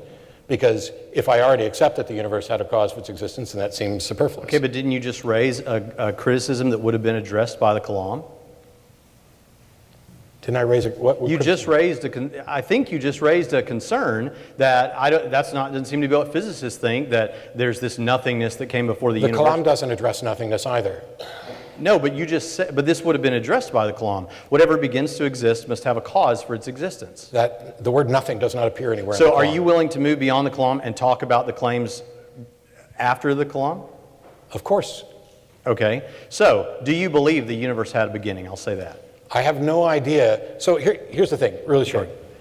Our local presentation of the universe, the evidence points to some starting point that we cannot investigate and don't know anything about. Yeah. It may in fact be absurd to talk about things prior to the Big Bang if in fact time began with the Big Bang. Sure. I don't know. I'm not a cosmologist, and I don't know that we have sufficient understanding to actually say, yes, this is the case. As a matter of fact, I have a physicist friend who's working in an alternate model to that. Okay. So when you say, do you think the universe had a cause for its existence, I don't know. Okay, but multiverse, universe, vacuum, all contiguous physical reality. My question is, do you believe, okay, so you either have the universe is past eternal or it's not. Is your answer just, I don't know? Correct. How could it possibly be that the universe could be infinite into the past? I don't know. How could it possibly be that God is infinite in the past? Well, we believe God is timeless. It doesn't matter what you believe, it matters what you can Well, no, demonstrate. definitionally, you asked how is it that God could be infinite in the past. I'm saying definitionally, Well, the Christian defining God something is doesn't timeless. make it so. Well, I know, but you asked me how could God exist infinitely And in you the did past. not explain how God could exist. You just asserted that he does by definition. You asked me definitionally something about the Christian God, and I gave you an answer. We believe he exists timelessly. So he doesn't exist infinitely, so I don't have that problem. Well, actually, you didn't give that answer till just now, but we're okay there. Go ahead. Oh, yeah, okay. So the problem with the past infinite seems to be, doesn't it, that if you crossed half of infinity, if time and events... There's no such thing as, sorry. If time and past events, well, just a series of events then. Infinity isn't a quantity. It's unquantifiable. It's a concept that describes something that is That there's no number for. Right. So there's no such thing as half of infinity. Right. Similarly, there's no such thing as half of eternity. I know, but aren't you describing the very problem that I'm raising? Is that when you posit that the universe has existed forever, whatever word you want to use for that, isn't it the case that if that's true, you would have this mathematical quandary where you would never arrive at today? No, because if time began with the universe, then the universe has existed since time began. Okay, so then it's not past eternal. I never said it was past eternal. You said you didn't know. Correct. I don't know why is this so difficult? I'm not a physicist. I don't think anybody knows. The difference between me and many apologists who also aren't physicists is that I'm not willing to pretend that I know just because I got stumped by a question and propose something that can be an answer to everything. Why do you need to be a physicist in order to understand the philosophical point that the universe can't be past infinite because we would have never arrived at today? Because a philosophical approximation is different from what actually happened at the origin of the universe. All right. I'm done. 5 minutes now, continuing with Matt leading the cross-examination. Yeah, this is one of the frustrating things is that, I constantly, if I honestly don't know something, I say I don't know, and then people act as if it's absurd because they're convinced that they do have the right answer. So when we're talking about how one could demonstrate that a God existed, there's the theological assertions, there's the philosophical arguments, but there's nothing that I'm aware of that could enter into a scientific investigation or even investigation of a courtroom. Am I right about that? Are we kind of stuck in the philosophical? Well, there are those people in the intelligent design community who do deal with science and stuff like that. I'm not one of those guys. You'll notice I didn't bring a teleological argument tonight, a design argument. But I would say this, since you asked me, the thing about it is, I think that lots of other apologists have mentioned this to you, and I know you don't agree, but it seems like it seems like you want to use a method, like you prefer methodological naturalism. No. Is that not the case? Okay, well, clarify that. I prefer methods that demonstrate that they lead to consistently reliable results. Okay, and great. The scientific processes do that. The theological processes don't. Okay. Faith doesn't. Faith is not a path to understanding. There's no position you couldn't justify based on faith. And I know you're not appealing to that. Yeah. I'm saying, what methodology can somebody demonstrate that we have a good understanding of its reliability that leads to the conclusion that a God, any God, let alone the Christian God, exists? Okay, I think those kind of, when you say, and I want to understand you properly, when you say that God needs to manifest in some detectable way, and I don't know if you said that tonight, but you've said it, Sure, I've said it before. or God needs to, it sounds like what you're saying is that there needs to be something kind of, and I'm not saying science, but something kind of science-y that we can kind of test this thing. And Sure. here's the thing, here's my response to that. So I'll do it by analogy. Let's imagine that we have a metal detector, and that metal detector represents science or whatever you're proposing. And you were to say, man, this metal detector, every time there's metal, this metal detector chirps. It's like the best metal detector in the world. Therefore, we have no good reason to believe that sand and water and trees and air exist. That would be a problem. What you would do, in other words, is you would look for another device. And I think what you've got tonight is philosophy and history, and I think philosophy does reliably get us to answers. And I've given you philosophical arguments, but I haven't heard, and it's not that you haven't said things about them, you have, and I've enjoyed it, but I don't think you've said anything substantive to really deal with, especially the Kalam cosmological argument.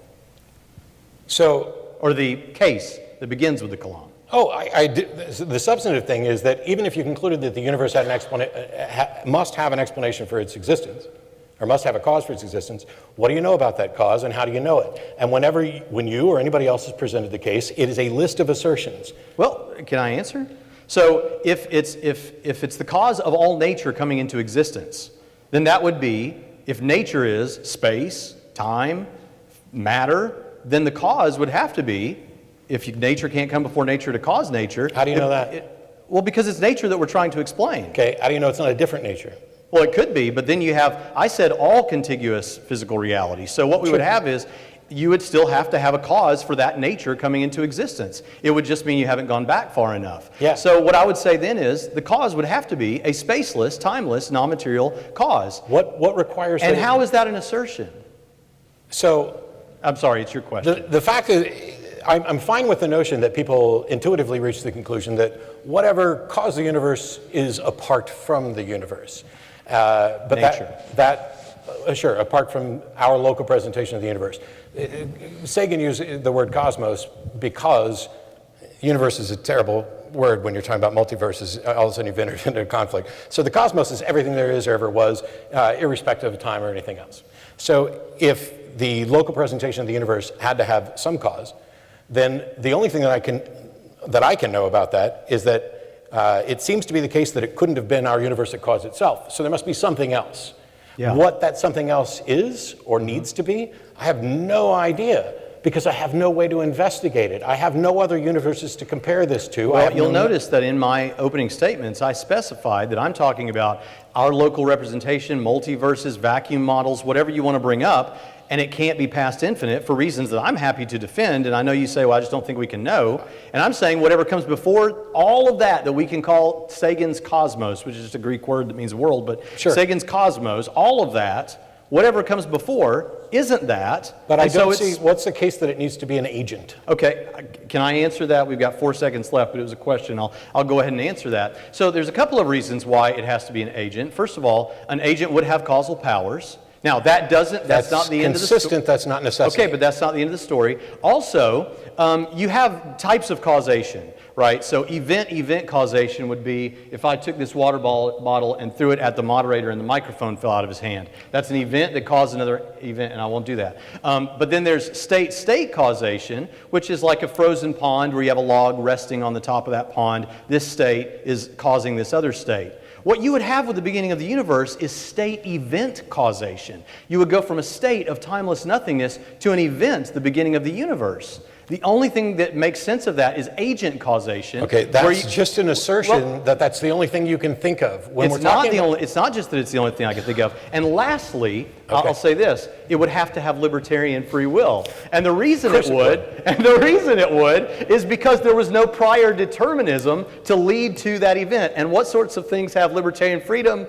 Agents do. All right. Well, one thing I am certain of, it's obvious that intellect causes people to lose their hair. All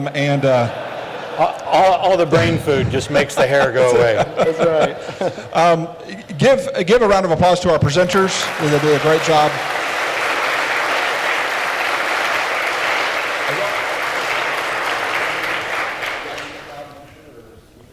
We can go ahead. I'm good.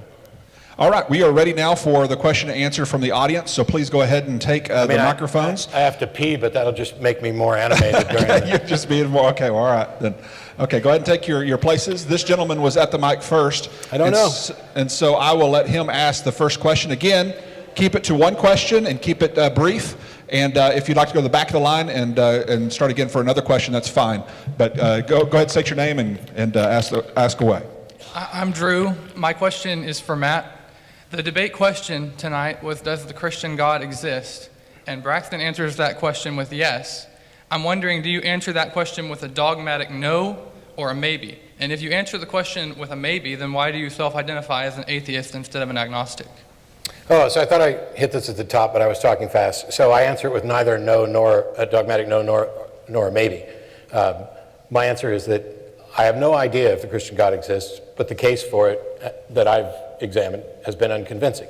And I can point out why I'm not convinced and why I don't think other people should be convinced. Atheism is not the dogmatic assertion that God doesn't exist, although that is a subcategory of it. It is, I am not convinced that a God exists. It's essentially God's on trial being accused of existing, and the atheists are voting. Did you shake your head like I got atheism wrong? Yes. Okay. Well, I'm so glad that happened. Sorry. If I walked in here and told people they got Christianity wrong, how do you think they're going to take that? Probably not well. Yeah. The thing is, there's multiple usages of lots of words, including atheism. Atheism, generally speaking, is disbelief. I do not believe. I am not convinced. Why? You keep smirking. I think it's the propositional belief that there is no God. I don't think it's... Well, you're wrong. lack I'm of explaining that to you as a dang atheist. I don't really care how you define it, but that's not Then how we're it's been done. traditionally defined. If you don't care how I define it, why are you at my event? Go ahead. Can I say... Yeah, and what we'll do on the cross-examination, please address who you want to ask the question to, and then the opposing side will get about a minute to rebuttal or to say anything and follow up to the question that was asked. So I go actually ahead. want to take up for Matt here for a second. Honestly, I make no bones about the fact I'm an apologist second and an evangelist first. I know that doesn't sound cool to anybody, don't really care. I want people to have real conversations with people that don't believe what they believe to come to the truth. And so I know there's a big debate about what an atheist should call himself or whether it's an agnostic or whatever, and there are people that get real heated about that. I want to tell you something. In terms of actually getting traction with someone and having a real conversation, what matters the most to me is that we find out what they mean by what they're calling themselves, and then go with that. Yeah, the label is irrelevant. Whether you think I'm an atheist, whether you think I'm a fake atheist, whether you think I'm an agnostic, whether you think I'm a dumbass, whatever, the label is irrelevant. I stated what my position was, and we can either address that or not. But if you're here to tell me that I'm not a real atheist, I'm going to say that I've hosted the Atheist Experience for 15 years, and that's probably good enough cred for most people. And if it's not, I don't care. All right, the young lady right over here, go ahead. Hi, my question is for Braxton. Matt brought this up in his rebuttal, but I don't believe that you answered it, probably just because there are too many points. But I'd be fascinated to know, how do you personally reconcile your belief in libertarian free will with your belief in an omniscient God, which would know the outcome of everyone he creates? Yeah, thank you for asking that. That gives me an opportunity to answer it. I've actually done debates with people that are who don't believe the same as me about libertarian free will, who are Christians, and I didn't think this would be a Calvinism debate tonight, but maybe it is. So when we think about a God who is omniscient, he knows all future things. So are you asking me, if he knows everything, it's like it's already set, so then how are we free? Is that your question? Yes. Okay, so that would be, and I'm not accusing you of this, but that would be what's called a modal fallacy. It's a category error. Knowledge isn't causal. Knowledge doesn't cause anything. So God's knowledge of what I'm going to do in the future doesn't cause me to do it. He knows it because I'm going to freely do it. So it's just a category error. It's a modal fallacy. Okay, Matt, would you like to? Yeah, this is why when I addressed it, I pointed out that it's not contingent merely upon a God knowing it. It's a God who knew it, created the universe, and had options. Did God create the universe? Yes. Did he have options of other universes?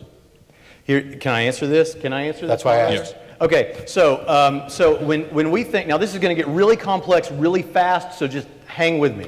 But when we talk about philosophy, Matt's aware of this, we talk about possible world semantics. And what we mean by that is not other worlds that actually exist. What we mean is other hypothetical worlds, and if something is a possible world, if it is a world that contains no contradictions.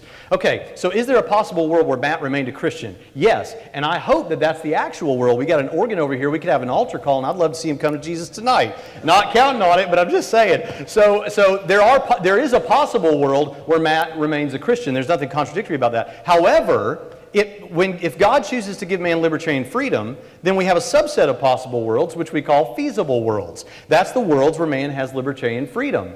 If God wants to give man libertarian freedom, it may be that among those feasible worlds, there simply isn't a world where Matt freely chooses to remain a Christian. Now, I personally don't believe that. I'm praying that Matt does come to faith. But that's the answer that we give. Can I, just for clarity, are you suggesting that God could not have created a universe in which I have libertarian free will and sitting here today would have been a theist? What I'm saying is that is a possible world. But if God gives people libertarian free will, that gives us a subset of those worlds. And it may be that in none of those worlds where you have libertarian freedom, you choose to become a Christian. So if God wants to get... So yes, God could make a world where you're a Christian, but it would be one where it could be one where you don't have libertarian freedom. Okay, let me jump in here because I know this debate, and it gets into Molinism and Calvinism, and it can go forever and ever and ever because I've been a part of that world. So read on Braxton's page on Molinism and Matt's page to get more information about that. We're not going to get through all our audience questions if we don't move along. Go ahead. Yeah, my name is Ellis, and my question is directed to Matt. I don't remember exactly what you said towards the end of the debate, but on element of faith, and as if you reject that. But so, and I believe very much the Christian God, very much is based on faith. So my question is, if there is a God that predetermined that faith is a necessary element to experiencing Him, then you categorically reject that at that point. Is that what you're saying? So it would depend in part on how we're defining faith. I had a whole debate on whether or not faith is reasonable, and Blake was basically defending the notion that all faith means is confidence, but I went more with the Hebrews 11:1 thing that faith is the evidence of unseen. I find that to be a grossly flawed epistemology that could be used to justify anything. And I'm not saying that obviously doesn't mean you're wrong, and it doesn't mean that, if there's a God and He picked that model, that's wrong. I'm just saying that I have a hard time. I could say white people are better than black people and say it's based on faith, and that would be a problem. And so for the most important questions that we could possibly ask, is there a God? Is there such thing as salvation? What must I do to be saved? It's very troubling for me that not only is there not a clear, obvious answer for those things, you could still be able to reject it. I mean, anybody who believes in Satan thinks that there's somebody who absolutely knows God and His power and yet chose to rebel and reject it. But to say that those things are conditioned on faith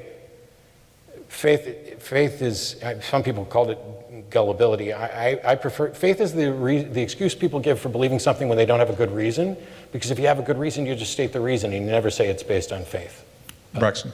So I don't think that's, I don't accept that position. I'm with Blake. I don't think that's a good biblical definition. The word pistis is used 227 times in the New Testament, and it often just means conviction of the truth of anything, and that conviction can be based on evidence. Hebrews 11:1, which you mentioned, I think a good translation for that is faith is the assurance of things hoped for, the conviction of things not seen. And remember, this comes in a chapter replete with examples of people exercising faith on the basis of incredible evidence. I mean, we're talking about all these characters in the Bible. Lastly, I would just say Theophilus of Antioch, in his letter to Autolycus, book 1, chapter 8, begins to talk about what faith is, and he describes it, and I won't read it, but he basically describes it as when you have good evidence for something and you're trusting that evidence. So I think that's a good biblical definition of faith. And most people believe on the basis of something, whether I think that what they're basing it on is good or not. All right, go ahead. My name is Bob, and I have hearing aids. So the question is to Matt, and I think I heard you say that we are decision-making machines. Yes. And so my question is, do you agree that no decisions can be made pertaining to past events of which you have not been personally involved? One more time? Do you agree that no decisions, you can't make any decisions pertaining to any past event of which you have not been personally involved? Because you were saying, I believe, that if people had these opinions, that was not really evidence. So it seems as though you would have to be personally there in order to prove anything, and that would rule out anything in the past. No, that's not what I'm saying. I apologize if that's the way it came off. When I first heard the question, I thought you were asking me if I could make decisions that influenced events in the past, and that's not the case. No. Can I make assessments of past events where I wasn't involved? Right. I can make assessments of all of the available evidence I have and determine whether or not I can make any. Sometimes I'm not going to be able to make a reasonable conclusion. You know, if I'm a juror and the prosecution presents all of its evidence, I may not have enough evidence to reach a strong conclusion. I may be forced to vote not guilty, even if maybe I suspect that something is there. I can, of course, make decisions about anything I'm presented, past, present, future. It's just that the strength of my conviction and the accuracy and reliability of my reasonableness is going to be contingent on both what information I'm presented with and whether or not I'm exercising, proper critical thinking methods. So I don't have a problem with the notion that, I think we're always assessing past events. Like, you asked me a question, but that's in the past. Right. And of course I was there for that. But if somebody asked me, did my parents have sex sometime between 1968 and 1969? I'm pretty confident they did, because I'm here. Actually, it would have been 68. But that is based on the fact that I know I'm here. I know how biology works and procreation. I know people have sex. And so there's a massive evidence. It's not just that one event. If you asked me about an event like, did Jesus walk on water? Well, now I have to assess that in the sense of, all right, are we assuming it's not frozen and that he's not dynamo with a trick for doing it? Did he actually get out and walk on water? Well, all the available evidence suggests that this isn't possible by any normal means. And so now I need to assess whether or not it's reasonable to conclude that there was some supernatural means. And I have no evidence of anything supernatural. Lots of claims about things that are supernatural. And to me, it's really strange that the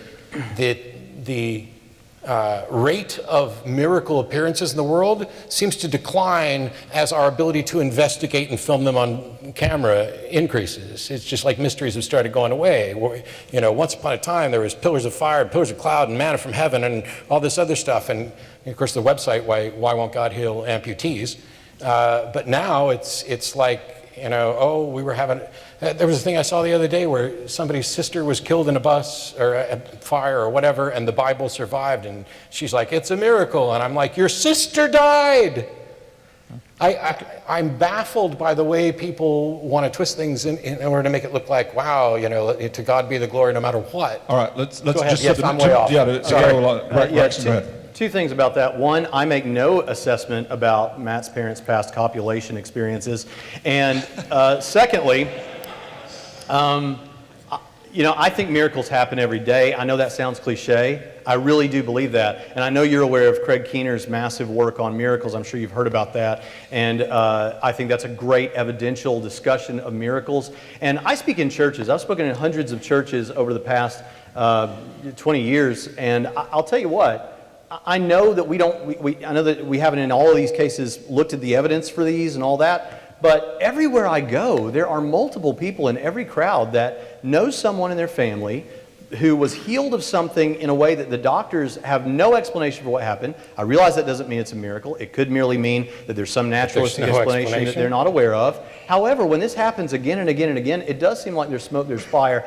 I'm not saying that those things are miracles. I think they are, but I'll tell you this much. It means that the idea that miracles don't still happen, it's a defeater for that, I think. Thank you to you both, though. I enjoyed it. Thank you.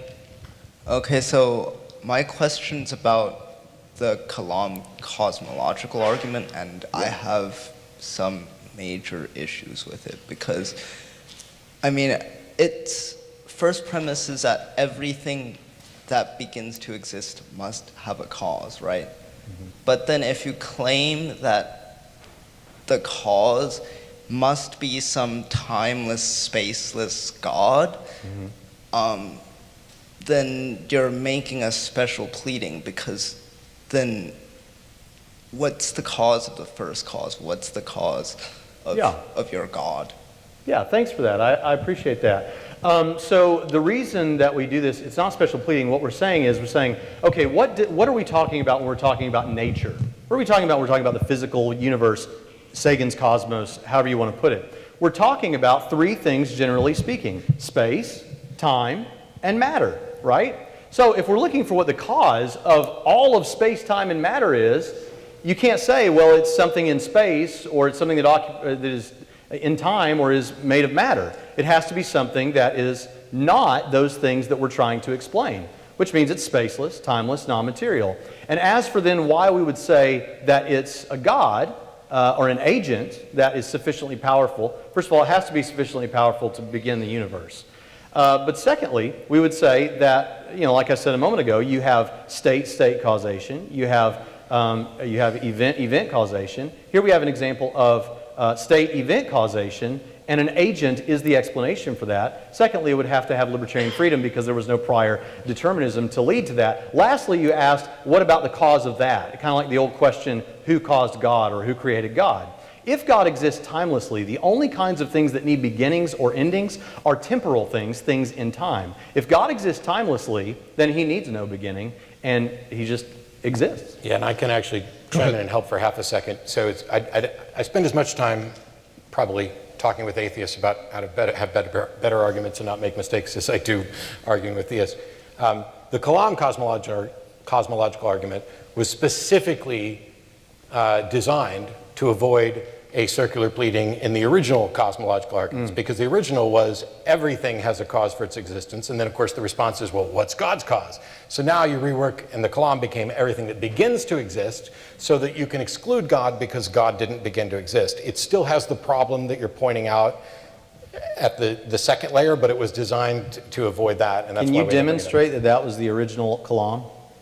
No, not the original Kalam. The Kalam was designed... The original cosmological argument?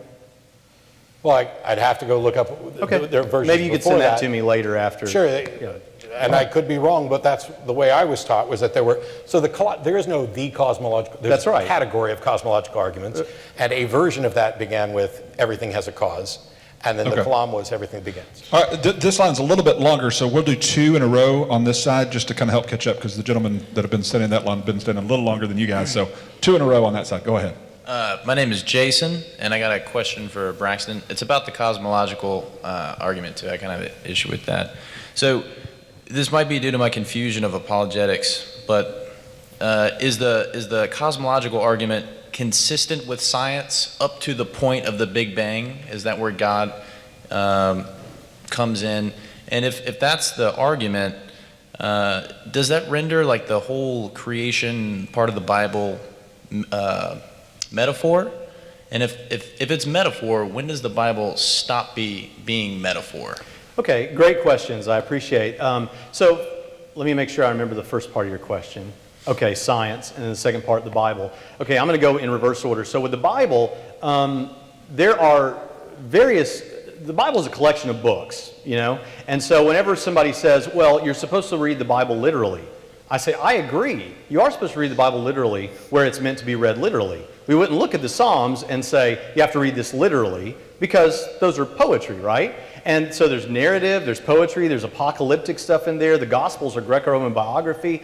Now, Genesis chapter 1, which is really what you're talking about, Genesis chapters 1 perhaps through 3, Genesis 1 particularly is a very difficult genre to pin down. And even in pre-scientific, even like way back with, say, Augustine, and they were talking already about what exactly is going on here. So there are various views on that. I would point you to the work of obviously guys like William Lane Craig, but also you could go, there's young earth creationists, they have their stuff, and then you can have guys like John Walton, he has a literary framework view. There are various views on Genesis 1. So that's not a deal breaker if someone happens to believe that the universe is as old as whatever, 15 to 20 billion years or whatever. That's not a deal breaker. Now, as for science, yes, I don't argue for the Kalam using science because I'm just not that scientifically minded. I'm aware of that. Someone like William Lane Craig would do that, but or maybe some others. But I argue philosophically. But yes, it would be consistent with science all the way to that point of the beginning of nature, which is what science studies. And then when we talk about existence sans the physical universe, yeah, then we're going to have to talk about philosophy and stuff like that. Matt? No, okay. Next in line, go ahead. Hi, my name is Jonathan, and I have a question for Matt, but I guess it could be for both of you guys. I believe that desires drive us to seek answers and things, I guess, in the world and that. So my question, I guess, is what is it ultimately that you want to believe? I guess both of you. I'm just curious. Oh, that's easy. I want to believe as many true things and as few false things as possible. I have this. I'm an obsessive learner. Like I have way too many hobbies. Like if there are people who, if they came over to my house, they'd be like, "Gosh, you're just a really boring guy," and they're right. Except that if we took a list of all the things that I've done and explored and tried to learn about, and I tend to research until I get to a point of diminishing returns. But if something's true, I want to know it. There's a reason why the James Randi Educational Foundation would test psychics and dowsers, because if there were psychics and dowsers that could demonstrate that they could do what they said they'd do, that would be worth knowing. It would fundamentally change our understanding of the world. So if there's something supernatural, I want to know. If there's, and if it's the case that there's nothing beyond nature, I'd like to know that too. I don't assert that that's the case because I don't think we know. Braxton? I want to believe there's going to be a 5th Indiana Jones film. I really want to believe that. And see, that's a debate loser right there. I want to believe it. I want to believe it's going to be awesome. But what do I want to believe? Well, I want to believe the truth. And I think that's where me and Matt agree. We both want to believe the truth. And the thing about it is, there's some true things that I don't like. Honestly, there's some things that the Bible teaches that might not suit my every preference. But you know what? It doesn't really matter what I want to be true. It matters what is true. And I think it mattering what is true is what Matt and I would agree about tonight. All right, over here. Thank you. Go ahead. First, I just wanted to say I was in that line, and I snuck over here to kind of cut, but then you took 2 questions, so maybe there is a God. But my question is for Braxton.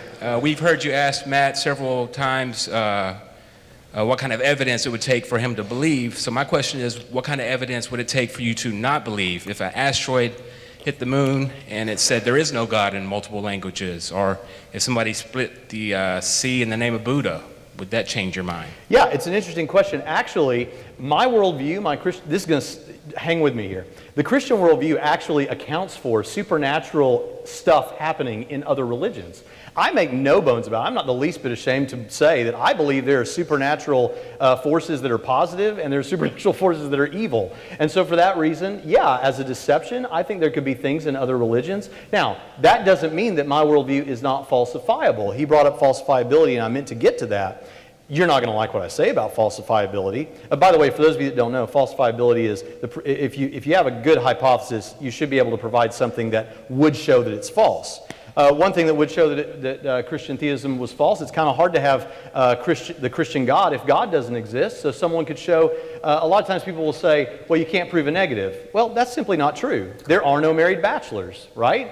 I don't know that because I've looked all over the universe and I haven't found any. It's because the idea is contradictory internally. If someone could show that God so defined is contradictory, well, that would show that God does not exist. And people try to do that with problem of evil arguments and stuff like that. So that would do it right there. Another thing would be if maybe there was one of the disciples, and we had some good reason to believe we found some document that dates to the right time. Maybe there's a group of these guys, and they're all saying, hey, these guys are out there saying that Jesus rose from the dead, and they're doing all this. It's bunk, man. We know it's bunk, and they're liars and all that. Okay, if there's something like that, yeah, that would be powerful evidence. So I would be willing to change my mind if I was presented with good enough evidence to change my mind.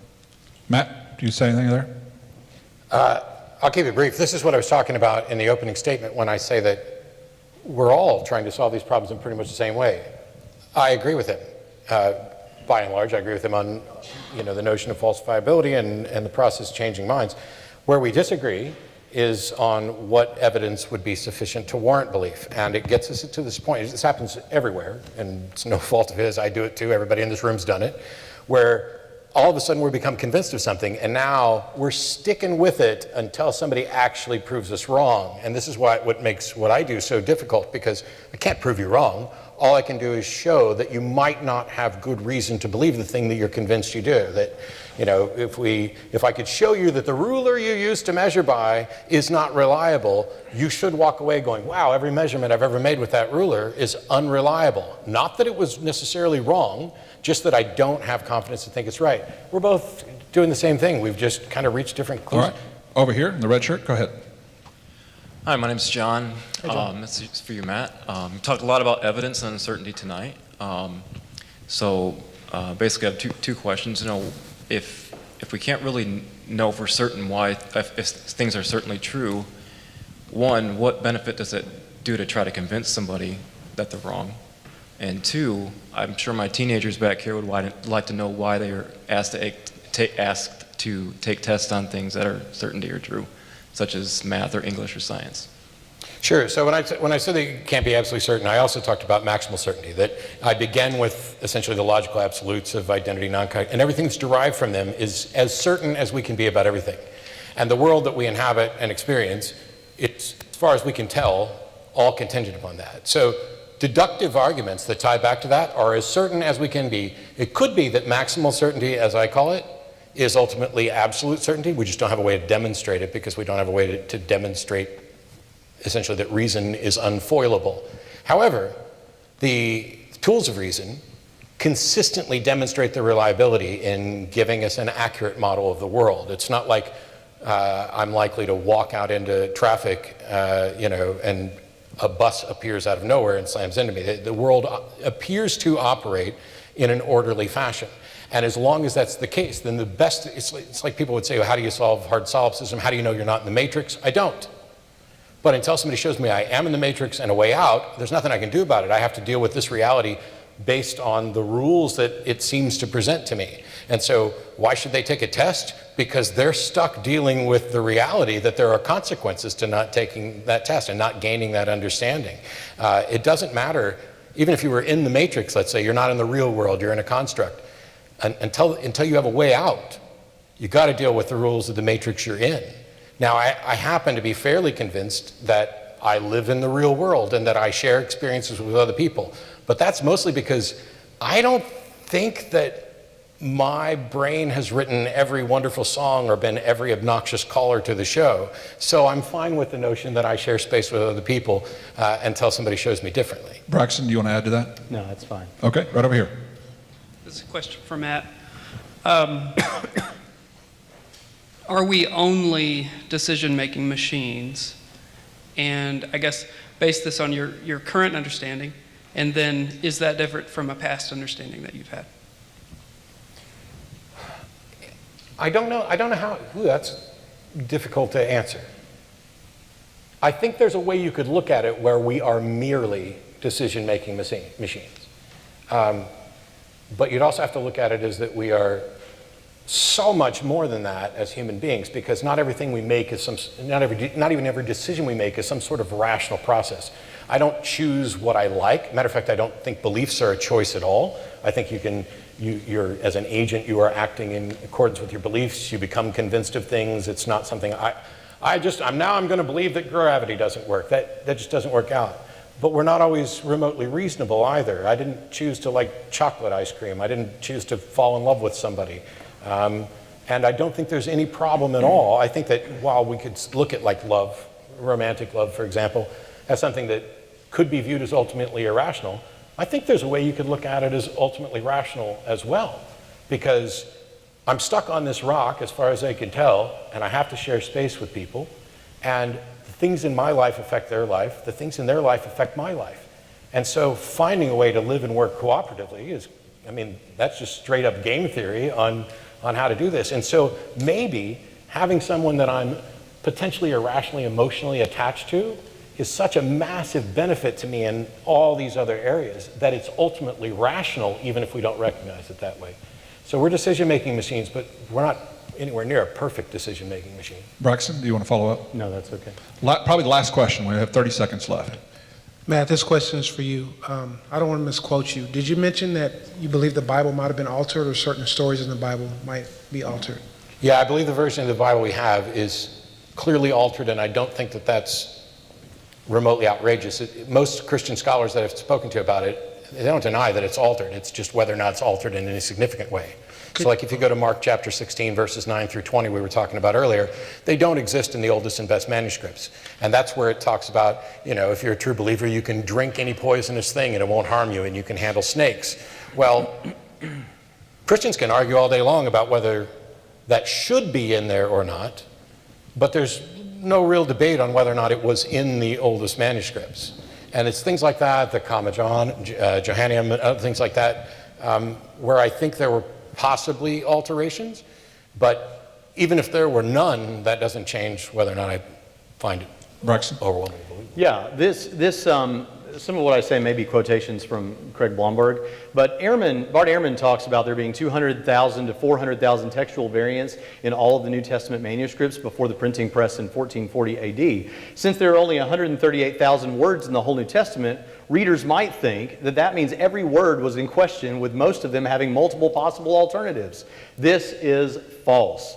These are spread among over 5,000 manuscripts. There are 20,000 translations into other Middle Eastern, Eastern, and European languages from Greek. That means you have an average of 8 to 16 unique variants per manuscript. Not that scary. I agree with him about the ending to Mark chapter 16, and maybe I wasn't quite paying attention, but maybe some of the other ones that are well known. And fortunately, most of your Bibles, though I grant not all, have a scholarly notation because Christians are aware of this. Our seminaries teach this, and good pastors let their congregations know about this. So I agree with that part of what he said, and I think it sounds like he agrees with me that the variations that we have, the scare tactics about the differences is way overblown. Yeah, anybody who's saying, oh, your Bible's just full of all kinds of false crap that they don't know what they're talking about.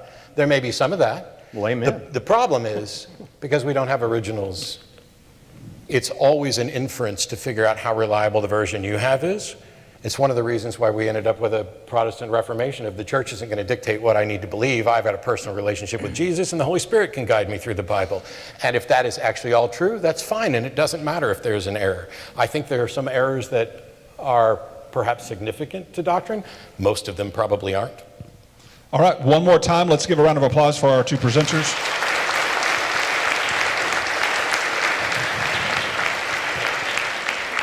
Now, I will admit what I'm about to say now is not fair to our atheist friends, but after all, we are at a Baptist school, and this is being hosted by Baptists, so I take the prerogative to do as I wish, because I'm libertarianly free to do so. And I will give a pastoral word in closing by just simply saying, I'm very similar to Matt in the sense that we were raised in Baptist churches, both being told we were going to be growing up to be Baptist preachers. And I came to a fork in the road. I remember having those doubts in my life where I remember looking up at my ceiling fan and I said, God, if you're really there, just turn on the fan and I'll believe in you. I will trust you. I will know you're there. Just turn on my ceiling fan. And it didn't happen. Remember another time sitting there and go, Lord, if you could just make that pencil right over there, you just make it hover across the room, then I'll just know you're there. I'll know it. I'll just know it. And then I'll serve you. I'll really just be committed and I'll know it. And God got in my face. And again, he doesn't speak audibly to me. I'm a Baptist. I couldn't handle that. But God pressed upon me and saying, Leighton, what if I did do that? Where would you start seeking for me? The reason the Bible says it's a perverse generation that continues to look for signs and wonders is because when you begin to look on the external, you will never hear the voice of God here. And when you come to a fork in the road, you either go to the fork in the road where you look for the science and the external, or you start looking here. And I started to realize that it's only when you begin to realize that God ordained faith and that he doesn't talk through the big storms and the big hurricanes. He talks to the still small voice. And when he gives you, if he were to give you an external sign, guess what you're going to be looking for the rest of your life? You know what's going to happen? I'm going to say, oh, guess what happened to me, Braxton? What happened? God turned on the ceiling fan for me, and it was just amazing. And what's Braxton going to think? God didn't turn on my ceiling fan. Well, maybe I should ask God to turn on my ceiling fan. So what's Braxton going to do? Instead of looking for the still small voice, the internal, what's he going to do? He's going to start looking for the external. He's going to look for the sign. He's going to look for the wonder. And he's going to miss the still small voice because God chooses, whether he believes this or not, the Bible says God chooses to speak through faith. And I'm here to challenge you. I'm here to challenge you. You can go match route and look for the external and never find it, and even come to the conclusion that no matter what he did, if he lobbed somebody's head off and put it back on, I'm still not going to be convinced, because it's not about what God's doing externally. It's what he's doing here.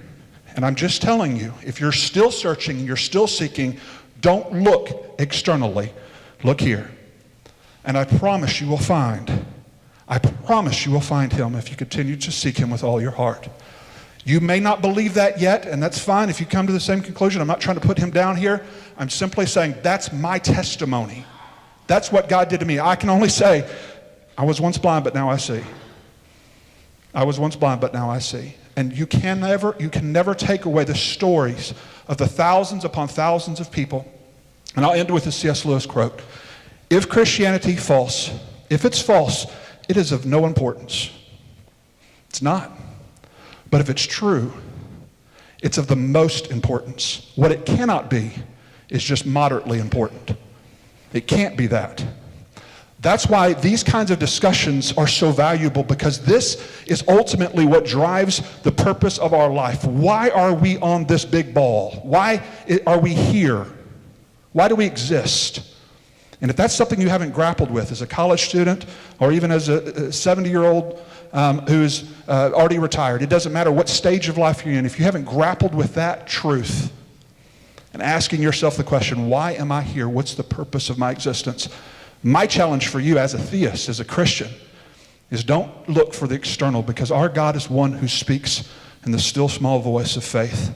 Please continue to seek him, and seek him with all your heart. I'm going to close with a word of prayer. Father, I do pray that God, everyone in this room, regardless of where they are in their faith and their walk, where they are in their doubts and their skepticisms, I pray, Father, that you, in your own wisdom and your own ways, will continue to reveal yourself through the still small voice, that we won't look to the external, but we will continue to listen through faith, and that you may be glorified. In Jesus' name, amen. I want to invite you to the Unapologetic Conference right down here in the front row. There are some flyers that if you would like to come, it's not too late. There will be registration open at the door if you want to come and register at the door. If you can't afford to go, come talk to me or Eric, and we will provide you scholarship. We will find you a scholarship. If you literally I can't come up with any money for it. You come see one of us, and we will help you find a scholarship for that. So don't not come because of money. Please grab one of those brochures. He's heading right to the back with those. And as you leave, you can grab one of those brochures. And hopefully we'll see you at Columbus Avenue. Thank you all for being here. Good night. Be safe going home.